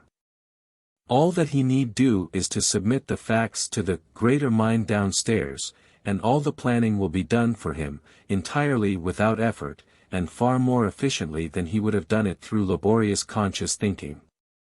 The following, which has just been brought to my notice, is a striking confirmation of the teaching of this chapter. In a recent issue of Collier's magazine, an interview with Henry Ford appeared. He spoke of the way with which big business men deal with problems, and pointed out that they did not spend a lot of time pondering and puzzling over plans or ideas. He said, "An idea comes to us, we think of it for a little while, and then we put it in the pot to boil. We let it simmer for a time, and then take it out." What Henry Ford means, of course, is precisely what we have been saying, viz., that the idea or problem is dismissed to the subconscious mind, which works it out, and presents it to the conscious mind for judgment. Yet again, an inventor or one who is constructing something mechanical, can make use of the subconscious mind in precisely the same way. Let him sum up the whole problem, arrange all his facts and available information, and pass them all to his subconscious mind, when, if a successful result is within the range of possibility, an answer or idea will be forthcoming. All this being done, mark you, without any effort whatever. All this may seem, especially to some readers, rather wonderful and far-fetched, yet there is nothing occult or mysterious about it. I am perfectly sure that there is no great writer, politician or businessman who does not make use of his subconscious mind in this way. He probably does so unconsciously, but his procedure is the same. Some employ the whole of their mind naturally. These become men of achievement, who occupy responsible positions, and who bear immense burdens without strain, worry or care. Responsibility sits lightly upon them, and they are serene and untroubled when in positions, and when confronted by tasks and difficulties, such as would drive an ordinary individual out of his mind. Such men develop their powers of attention and concentration. Anyone who is in earnest can do this, to a very high degree. They are at great pains to get to the root of a problem, and obtain all the available data possible, but, after that, it is their subconscious mind that does all the work, and which arrives at a decision. While it comes natural to a few to use their subconscious mind in the correct way, the majority of people find themselves unable to do so. Such, however, can acquire the art by training. First, it is necessary to learn thought control, so as to be able to take up a problem or dismiss it entirely from the mind at will. When a problem is passed on to the subconscious to be worked out, the subject must be dismissed entirely from the conscious mind. The problem must not be worried over, nor the thoughts allowed to dwell upon it, it must be left entirely to the subconscious. Second, every possible detail and information connected with the problem must be grasped by the conscious mind, and the whole matter, pro and con, visualized before being passed to the subconscious. It will be seen, then, that thought control of a high order is necessary, also powers of attention and concentration. These can all be developed by anyone who is really in earnest. A good way of starting the use of the subconscious mind is to hold the problem in the mind just as one is going to sleep. There must not, upon any account, be any attempt made to solve the problem or to worry over it. Instead, the main facts of the case, on both sides, must be marshaled, and the case presented to the subconscious mind in much the same way as you would place it before your lawyer. Having done this, dismiss the whole matter to your subconscious mind, and in most cases you will find in the morning that a solution has been arrived at without any effort or fatigue on your part. This, of course, is only one of the many ways in which the subconscious mind can, and does, serve its master, or the one who should be master. This great invisible force of nature is forever working. Whatever ideal is held in the mind becomes woven into the life through the tireless working of the subconscious mind. Only set your attention upon high and lofty achievement, and you will focus all the invisible inward forces of nature upon its accomplishment. In course of time you will reap as you sow, if you will direct your attention into the right channel, backing it up with energetic, conscious action. Your subconscious will help you day and night, thus making success and achievement possible. Chapter 9. The use of the spiritual or superconscious mind. We have already seen that the subconscious mind, wonderful though it be, is instinctive merely, lacking inspiration in what we call originality. All inspiration comes from the universal mind, via the superconscious. All poets and inspired writers get their inspiration in this way. This higher mind is not recognized by psychologists, but it has long been known to searchers for spiritual truth. What we get from the subconscious is the outcome of facts and knowledge supplied to it. What we get from the superconscious is direct inspiration from higher planes. This higher mind might also be called the mind of illumination, for those who can enter into it become illumined, being able to know the truth and to see things as they really are, and not as they falsely appear to the senses. This limited consciousness in which we live is bounded by our five senses. The universe that we see around us is partly real and partly an illusion. The real universe is spiritual and infinite, what we sense is a limited, partial conception of a fragment of it. Our limited, finite conception of the universe is entirely misleading and erroneous, and so long as we rely on sense evidence and the human mind, we remain in darkness and uncertainty. When, however, we can rise into the superconscious realm, our consciousness expands, transcending the senses and the limitations of the physical plane. The spiritual mind is, of course, only accessible to those who are more delicately attuned to its finer vibrations. Nothing that is worth having can be had without effort, and it is only after much self-discipline that it becomes possible for the student to raise his consciousness to this higher realm and understand life from the standpoint of the universal mind. There is nothing, either mystical or psychical, about the use of this higher mind. One who makes use of it becomes spiritually minded, that is all. He does not go into trances, nor need he become clairvoyant, he simply remains a sane, normal individual. With this difference only, he makes use of more of his mind than does the ordinary individual. One who is able to use this higher mind develops that which has been termed the divine quality of originality. If ever a person is to rise above the dead level of mediocrity, it must be through direct inspiration from higher planes, through his superconscious mind. If ever a person is to bring forth a new idea which shall enrich humanity and add to the common good, it must come through the higher mind. One who is properly attuned, becomes, through the superconscious mind, a recipient of knowledge that is above human, and wisdom that is divine. He knows by direct knowing, he becomes wise through an influx of divine wisdom. He is able to distinguish between the real and the sham, between the gold and the dross. He is also able to see and recognize the right path in life, a thing utterly impossible to the mind of the senses, and to tread it, thus being led into the only true success and real good of which his life is capable. Let it be said here that all wisdom must come from within. While books and the written word may be helpful, it is the spirit within the reader that illumines the word, and makes it real and true to the seeker after wisdom. One who realizes that he is illumined within by the divine spirit, and that this alone can bring him into real knowledge, is well advanced on the path that leads to realization. The wisdom of the human mind always leads to disappointment. It is based on the evidence of the senses, which is erroneous, therefore its findings must always be lacking in real wisdom. One who relies upon the inspiration of divine wisdom has often to decide to take a course of action which, apparently, is opposed to his best interests. Yet, if he follows the inward wisdom, he finds that he is always guided aright, and, later, has cause to be devoutly thankful that he followed the gleam. Chapter 10. Character Building and the Overcoming of Habit. Character building is the greatest object in life.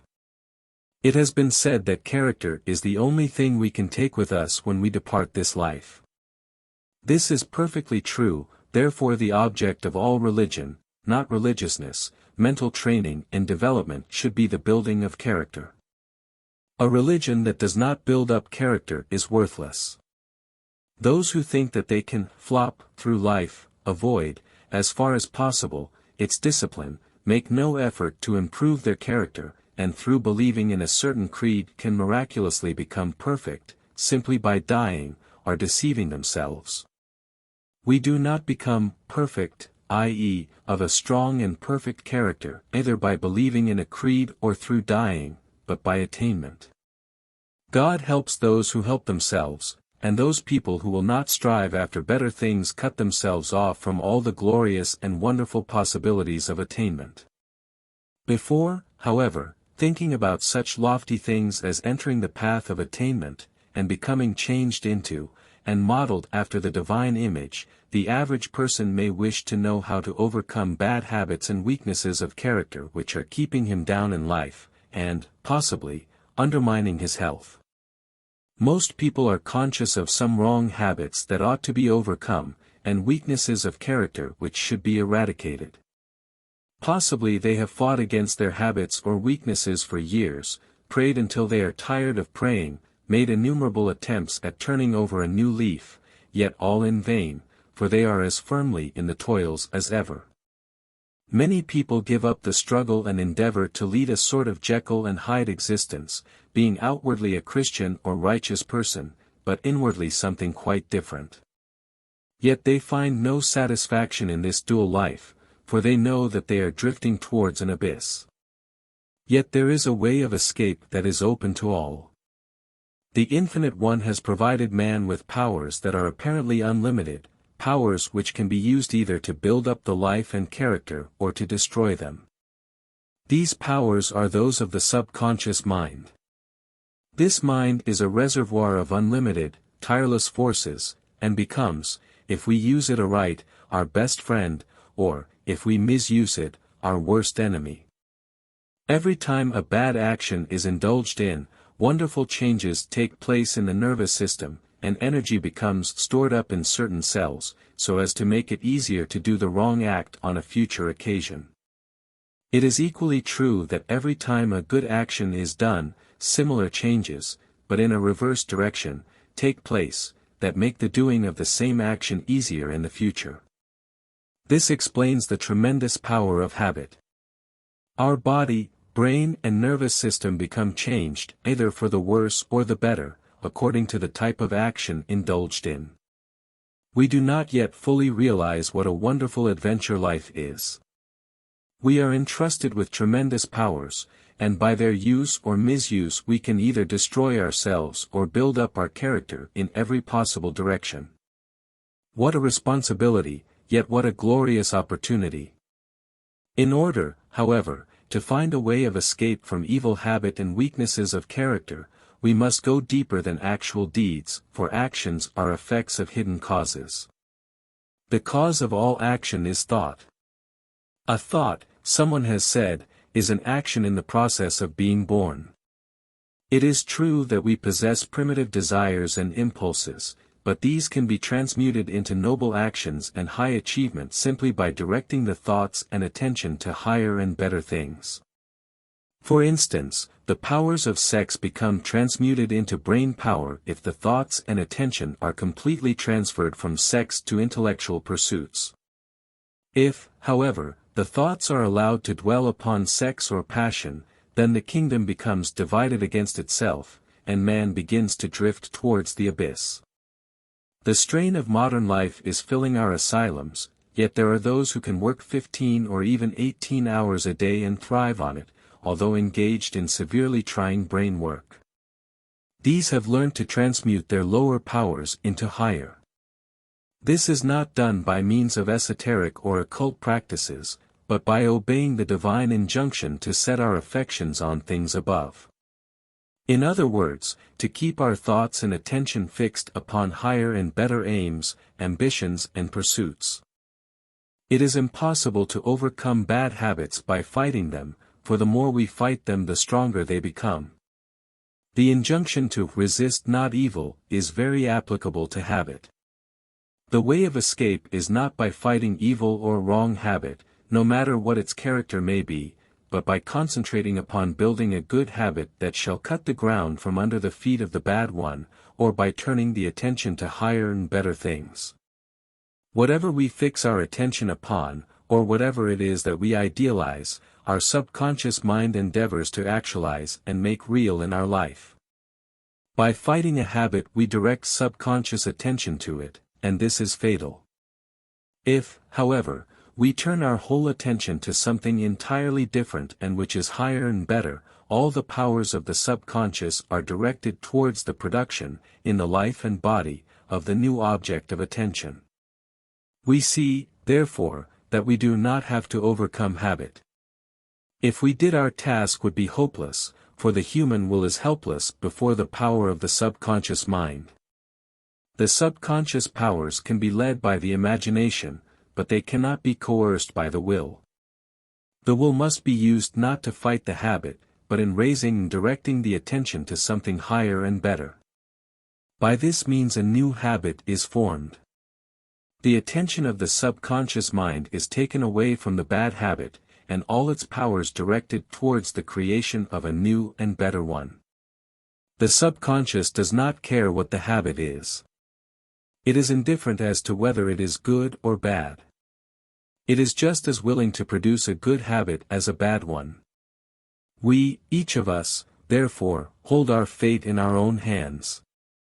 We can, by controlling our thoughts and imagination and by directing our attention to better things, focus all the powers of the subconscious on the building up of good habits, or, on the other hand, we can, by allowing our thoughts and mental pictures to dwell upon undesirable things and our attention to be directed to low or weak ideals, fall into undesirable habits.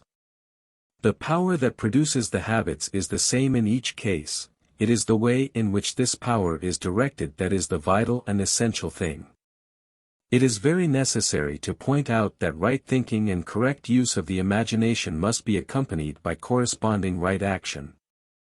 Many people make use of autosuggestion and expect it to destroy their bad habits and build up better ones, but it never will, or can do so, unaided. Autosuggestion is useless if it is not followed by constructive action. Young people should expend their energies in physical culture and games. Older people should interest themselves in hobbies and intellectual pursuits. It is only advanced students who can control their thoughts so that they can govern their life forces by mental means. Those less advanced, when attacked by evil or weak thoughts, must get up and do something quite different, and thus get their minds off the forbidden subject and interested in the new object of attention. It is a case of directing the desires and life forces into different channels, by controlling the thoughts and attention.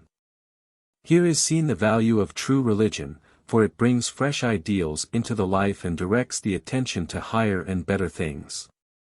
The writer realizes that a change must take place in the heart of the individual before he can desire these better things. When, however, this change has taken place, the battle has only just begun, for each one has to work out his own salvation. At first, then, most people will find it necessary to do something in order to attract their attention and guide their thoughts to something quite different from the forbidden subject. Later on, however, when they become more advanced in the science of right thinking, they will be able to direct their thoughts into any desired direction. This necessitates constant vigilance. Each thought has to be carefully scrutinized before being allowed to pass the threshold of the mind. By reversing every negative or unworthy or ignoble thought into its opposite, a change is wrought in the brain and nervous system. The cells formerly used for wrong thinking and for the production of wrong action go out of use as new cells are brought into use for the production of right action. This stage leads to one higher still, when it becomes a settled habit to reverse bad thoughts into good ones and perform right actions instead of bad or weak ones. The power of the subconscious mind, which at one time seemed so evil, produces right action more or less automatically.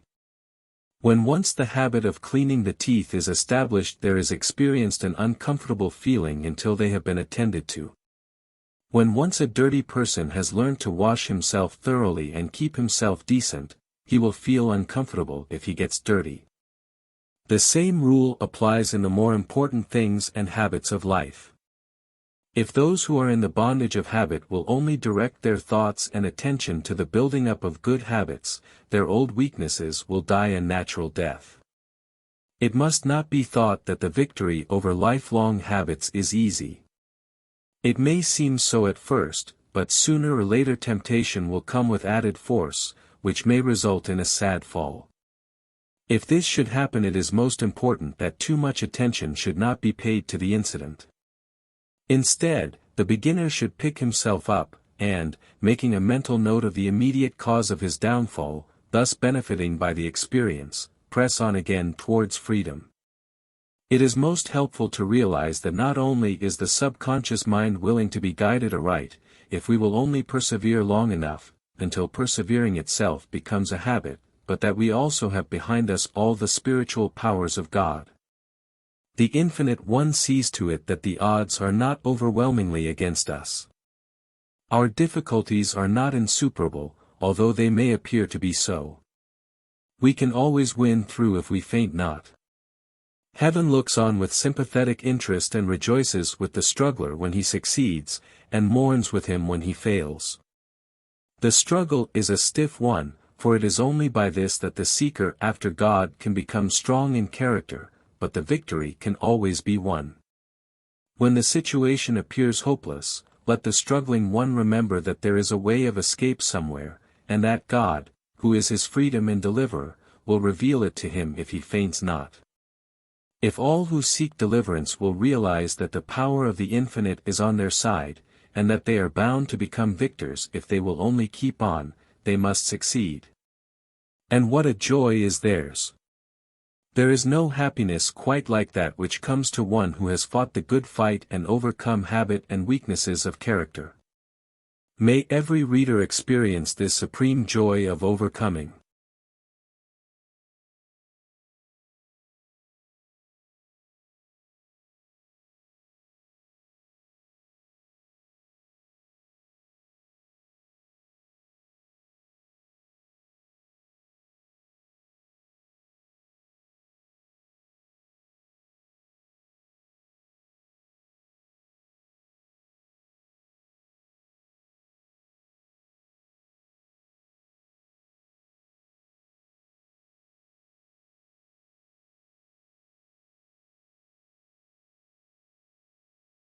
Chapter 11. Happiness and Joy. Deep down in every heart is an unquenchable desire for happiness. The advanced soul desires happiness just as much as the pleasure-seeking worldling. The difference between them is simply that the former, through knowledge and experience, does not search for happiness, knowing that it can never be found by direct seeking, but finds it through service and love to others and in victory over self, while the latter seeks happiness, like a will-o'-the-wisp, in every form of pleasure, and finds it not. Man is never satisfied with his life, he is forever seeking something that is better. Until he learns wisdom, he looks for it in pleasure, in sense gratification of various kinds, in wealth, luxury and possession. The less evolved a man is, the more convinced he is that happiness can be gained in these ways, and the lower are his desires. For instance, those who form what is called the underworld of our cities, seek happiness in vice and debauchery. Those who are more evolved seek pleasure in more refined things, hoping to find happiness in intellectual pursuits, friendships, and in pure human loves. These more evolved types get much more pleasure through the senses than do those who are more elemental, but they are capable also of greater and more acute suffering. They can derive great pleasure from a picture gallery, whereas a savage would see nothing interesting at all. They can also suffer from things which a savage would not be capable of feeling. Yet, in spite of this developed refinement and ability to derive pleasure from art, science, literature, etc., happiness is still as far off as ever. All attempts at finding happiness lead finally to emptiness. There is no satisfaction either in wealth and all that it can command, getting on in life, or in fame and power. They allure at first and promise happiness, but they fail us, and finally are seen to be but vanity and vexation of spirit. This desire for happiness is good, for it leads us through innumerable experiences so that the soul can realize, by practical experience, the emptiness of all self-seeking, and thus learn wisdom. After running the whole gamut of experience, the soul learns at last that happiness is not something that can be found by seeking it, but is an inward mental state. Although work, well done, brings a quiet sense of satisfaction, and success in one's career may also be a source of gratification for a short time, yet even these cannot satisfy the deep longing of the soul. Happiness, however, is to be found in service. Not if we seek happiness in service, and serve in order to be happy, but if we serve others for the sake of serving, we find the only happiness that will endure and satisfy. One has only to observe the lives of those who are always selfishly seeking and grabbing, who are hard in their dealings, and always looking after number one, in order to see how impossible it is for self-seekers to be happy. It does not matter whether they acquire riches or remain poor, they are equally unhappy.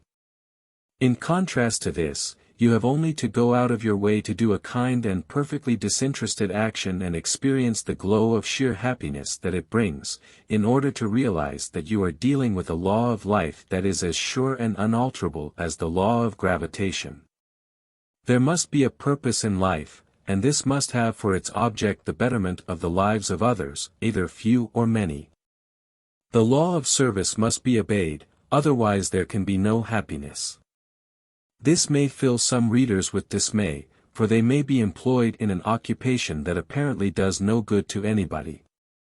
They may feel that if they were engaged in some noble enterprise for the uplift of humanity, then they could truly serve, but in their present occupation this is impossible. To think thus is very natural, yet the truth is we can all obey the law of service, and can begin now, in our present occupation, no matter what it may be. We have only to do our daily work, not as a task which must be got through, in order to bring us a living, or because it is expected of us that we should work, but as an offering of love to life and the world, in order to come into harmony with the great law of service.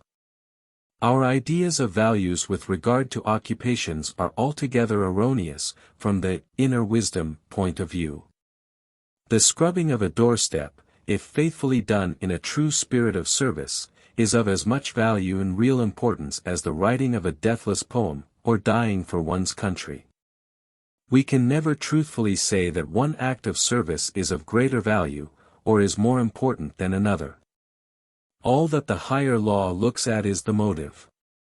Therefore, if your motive is right, you can be engaged in the humblest and, apparently, most useless occupation, and yet be happy because you satisfy the law of service.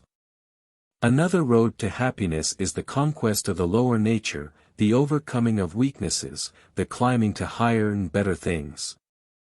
There is intense happiness in realizing daily that old habits are being overthrown, weak points in the character built up, and an ever-increasing state of liberty and freedom entered into. Thank God, we do not have to remain as we once were, but can progress upwards, indefinitely, for there is no limit to our upward climb. But there is a state that is far higher than happiness, and this is joy. Happiness comes through service and overcoming, but joy comes only to one who realizes his oneness with his divine source. The reality is ineffable joy. Behind this world of shadows is the real, spiritual world of splendor and delight. When the soul, after its immense journey through matter, time and space, at last finds its way back to its divine source, it becomes aware of this intense joy, too great to be described in words.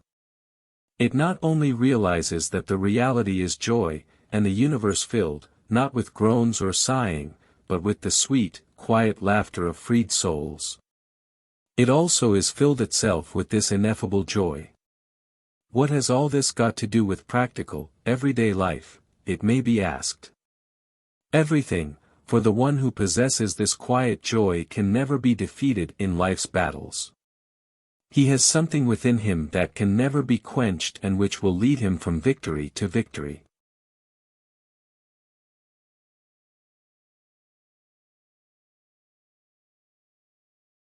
Chapter 12.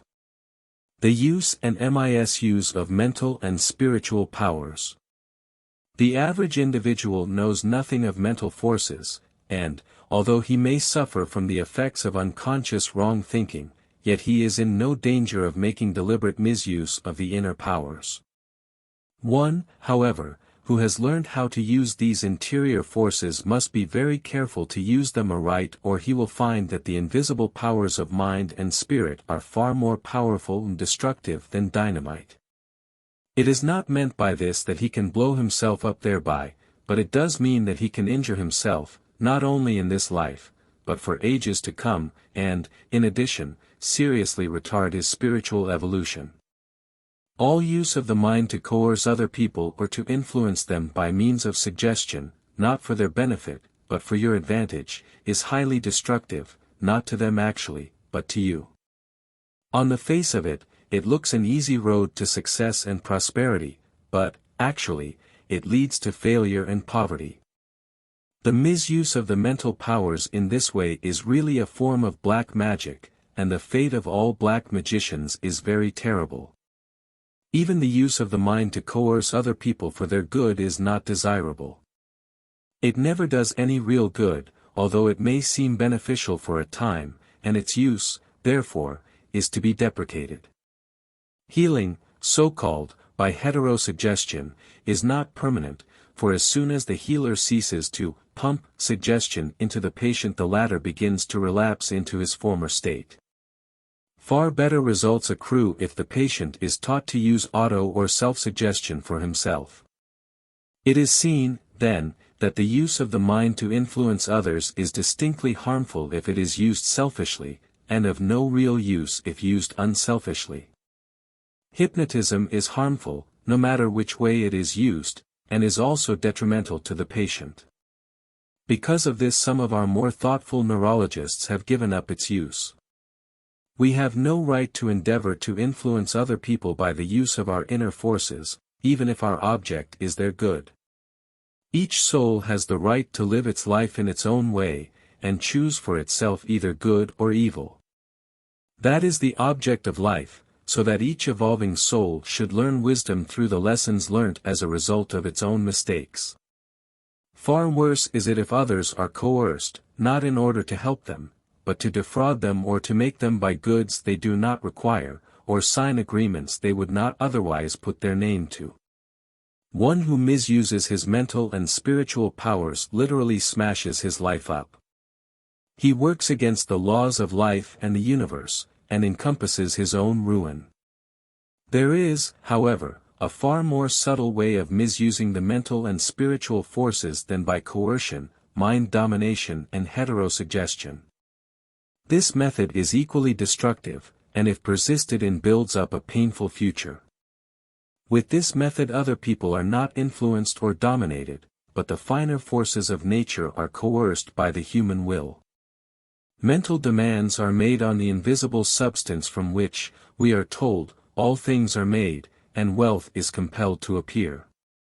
In addition to this, sickness, so it is claimed, is banished, and the invisible forces of life are compelled to operate in such a way as to make life's pathway a bed of roses, without thorns, so that life becomes shorn of all its discipline and experience. Its devotees enter the silence, and there visualize exactly what they think they want, and compel it to appear, in material form, by the strength of their desire or through the exercise of their will. Some followers of this cult may be able to make an apparent success of it, but I have never yet met any. If they do, however, they will live to regret it, for they are merely practitioners of black magic. Their efforts are of the same nature as sorcery. All such methods build up a heavy debt of future suffering, and seriously hinder the soul in its evolutionary journey. Entering the silence is a good thing. It is really entering the inner silence of the soul, the inner sanctuary where the divine spirit abides in fullness. To misuse this inward power for selfish and material ends, and for forcing our human will upon life, so as to make it conform to what we think it ought to be, is a crime of the first magnitude, which can result only in ultimate failure and disaster.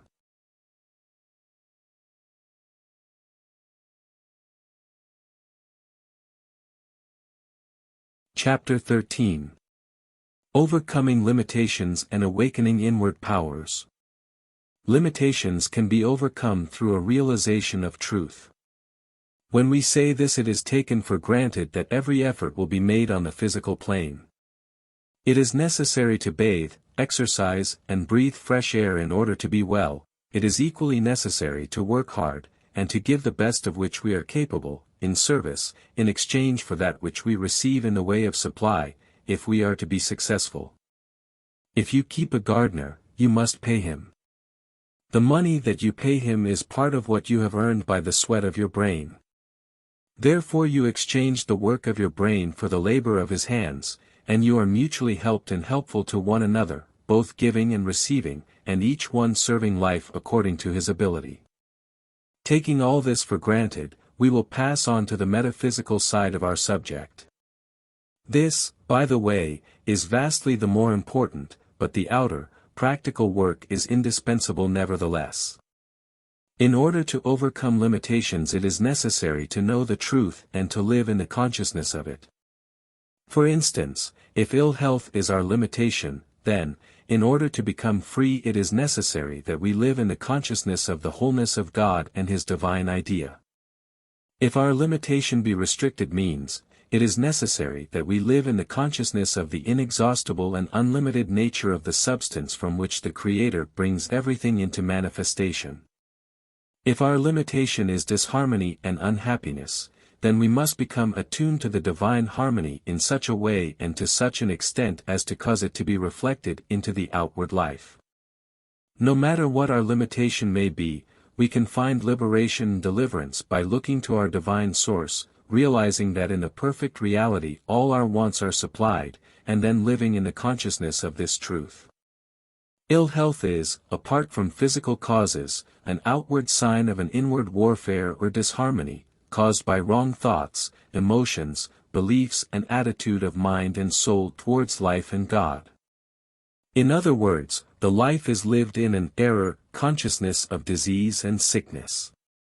First, the inward life has to be adjusted in such a way as to harmonize with the laws of our own being and the divine purpose of life. There must be an inward surrender to the love principle, after which the thoughts must be brought under control so that health-destroying emotions may no longer impair the health. Further, the whole consciousness must, as often as possible, be raised to a realization of the perfect wholeness which is the reality. If this course is persevered with, a consciousness of health and wholeness becomes a permanent mental state, with the result that health becomes manifested in the life. The outward life is always a reflection or external manifestation of what we are within, or our state of consciousness. Therefore everything depends upon which kind of consciousness it is in which we live. One who lives in the mental atmosphere of divine wholeness, health and harmony, unconsciously directs all the inner forces of nature into health channels. On the other hand, one who lives in a mental atmosphere of ill health, as sick and unhealthy people very often do, unconsciously directs all his subconscious activities in such a way as to produce sickness and disease. Again, with regard to lack of means, this state also can be overcome, spiritually, only by living in a higher consciousness of abundance and sufficiency. This affects, unconsciously, every action in such a way as to bring about a better state of affairs. On the other hand, one who lives in a mental atmosphere of limitation and lack, unconsciously directs all his actions towards the production, in his life, of penury and restricted means. The same rule applies, no matter what the limitations of one's life may be. Freedom can be gained only by realizing the truth about life and being. When we realize the truth, live in the consciousness of it, and become obedient to the laws of life and being, the life becomes increasingly free. This does not mean that if we are plain of feature, and of a stumpy figure, that we shall become beautiful and graceful, but it does mean that these so-called drawbacks will no longer fetter us, and that others will see in us something far better than mere regularity of feature and beauty of form. When the soul is alive and the life filled with love, the homeliest face becomes attractive. Neither does it mean that we shall not suffer bereavements and sorrows, difficulties and adversities, but it does mean that we shall cease intensifying these things and creating further troubles by taking life's discipline in the wrong spirit.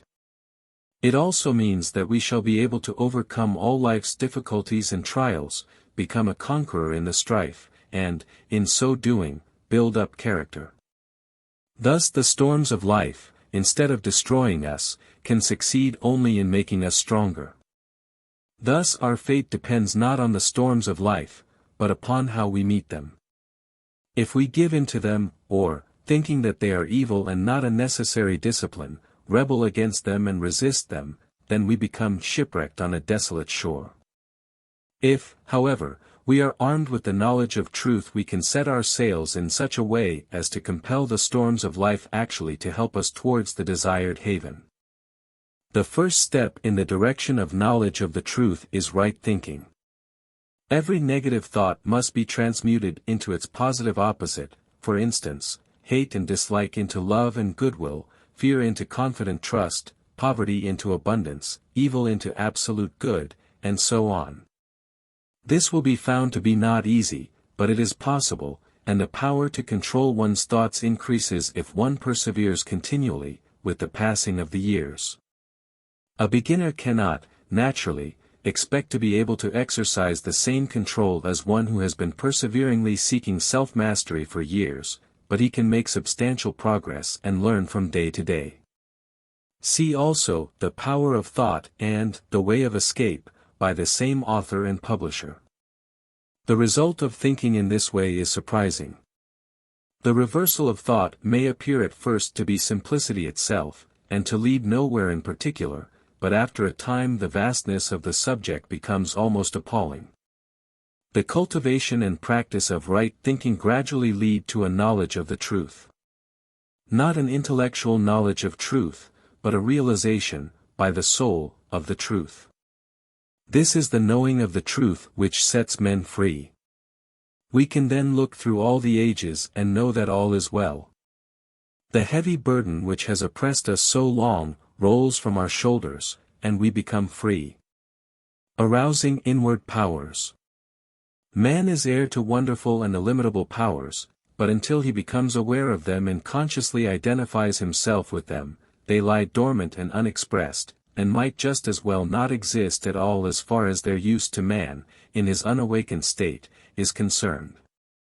When, however, man becomes awakened to the great truth that he is a spiritual being, when he learns that the little petty self and finite personality are not his real self at all, but merely a mask to the real man, when he realizes that the spiritual ego, a true divine spark of, or branch or twig of the eternal Logos, 13, is his real self, when he understands that his body is not himself, that his mind is not himself, that even his soul is not himself, being but vehicles through which he seeks expression, but that he is spirit, deathless, diseaseless, eternal, forming an integral part of the one spirit and being identical with it, he enters a new life of almost boundless power. 13. I am the vine, ye are the branches. Jesus. It is unwise to engage in any mystical practices in an attempt to force development and unfoldment. Mystic trances are highly dangerous and are also unnecessary. Psychic experiences and the awakening of psychic centers are also dangerous and lead away from our goal. Breathing exercises, whose object is to awaken inward powers, are highly dangerous and are to be condemned in consequence. The cultivation of negative passivity, such as inhibiting all thought and making oneself quite passive and open to any influence, is also highly dangerous and should be strictly avoided.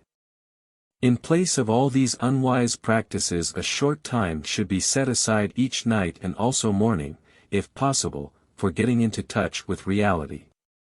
You should then endeavor to realize that the body, mind and soul are but vehicles of expression, mere servants of the true self or ego. This will bring about in time, a consciousness of identity with the one eternal Spirit. What Jesus called, our Father in heaven. One might proceed after this fashion.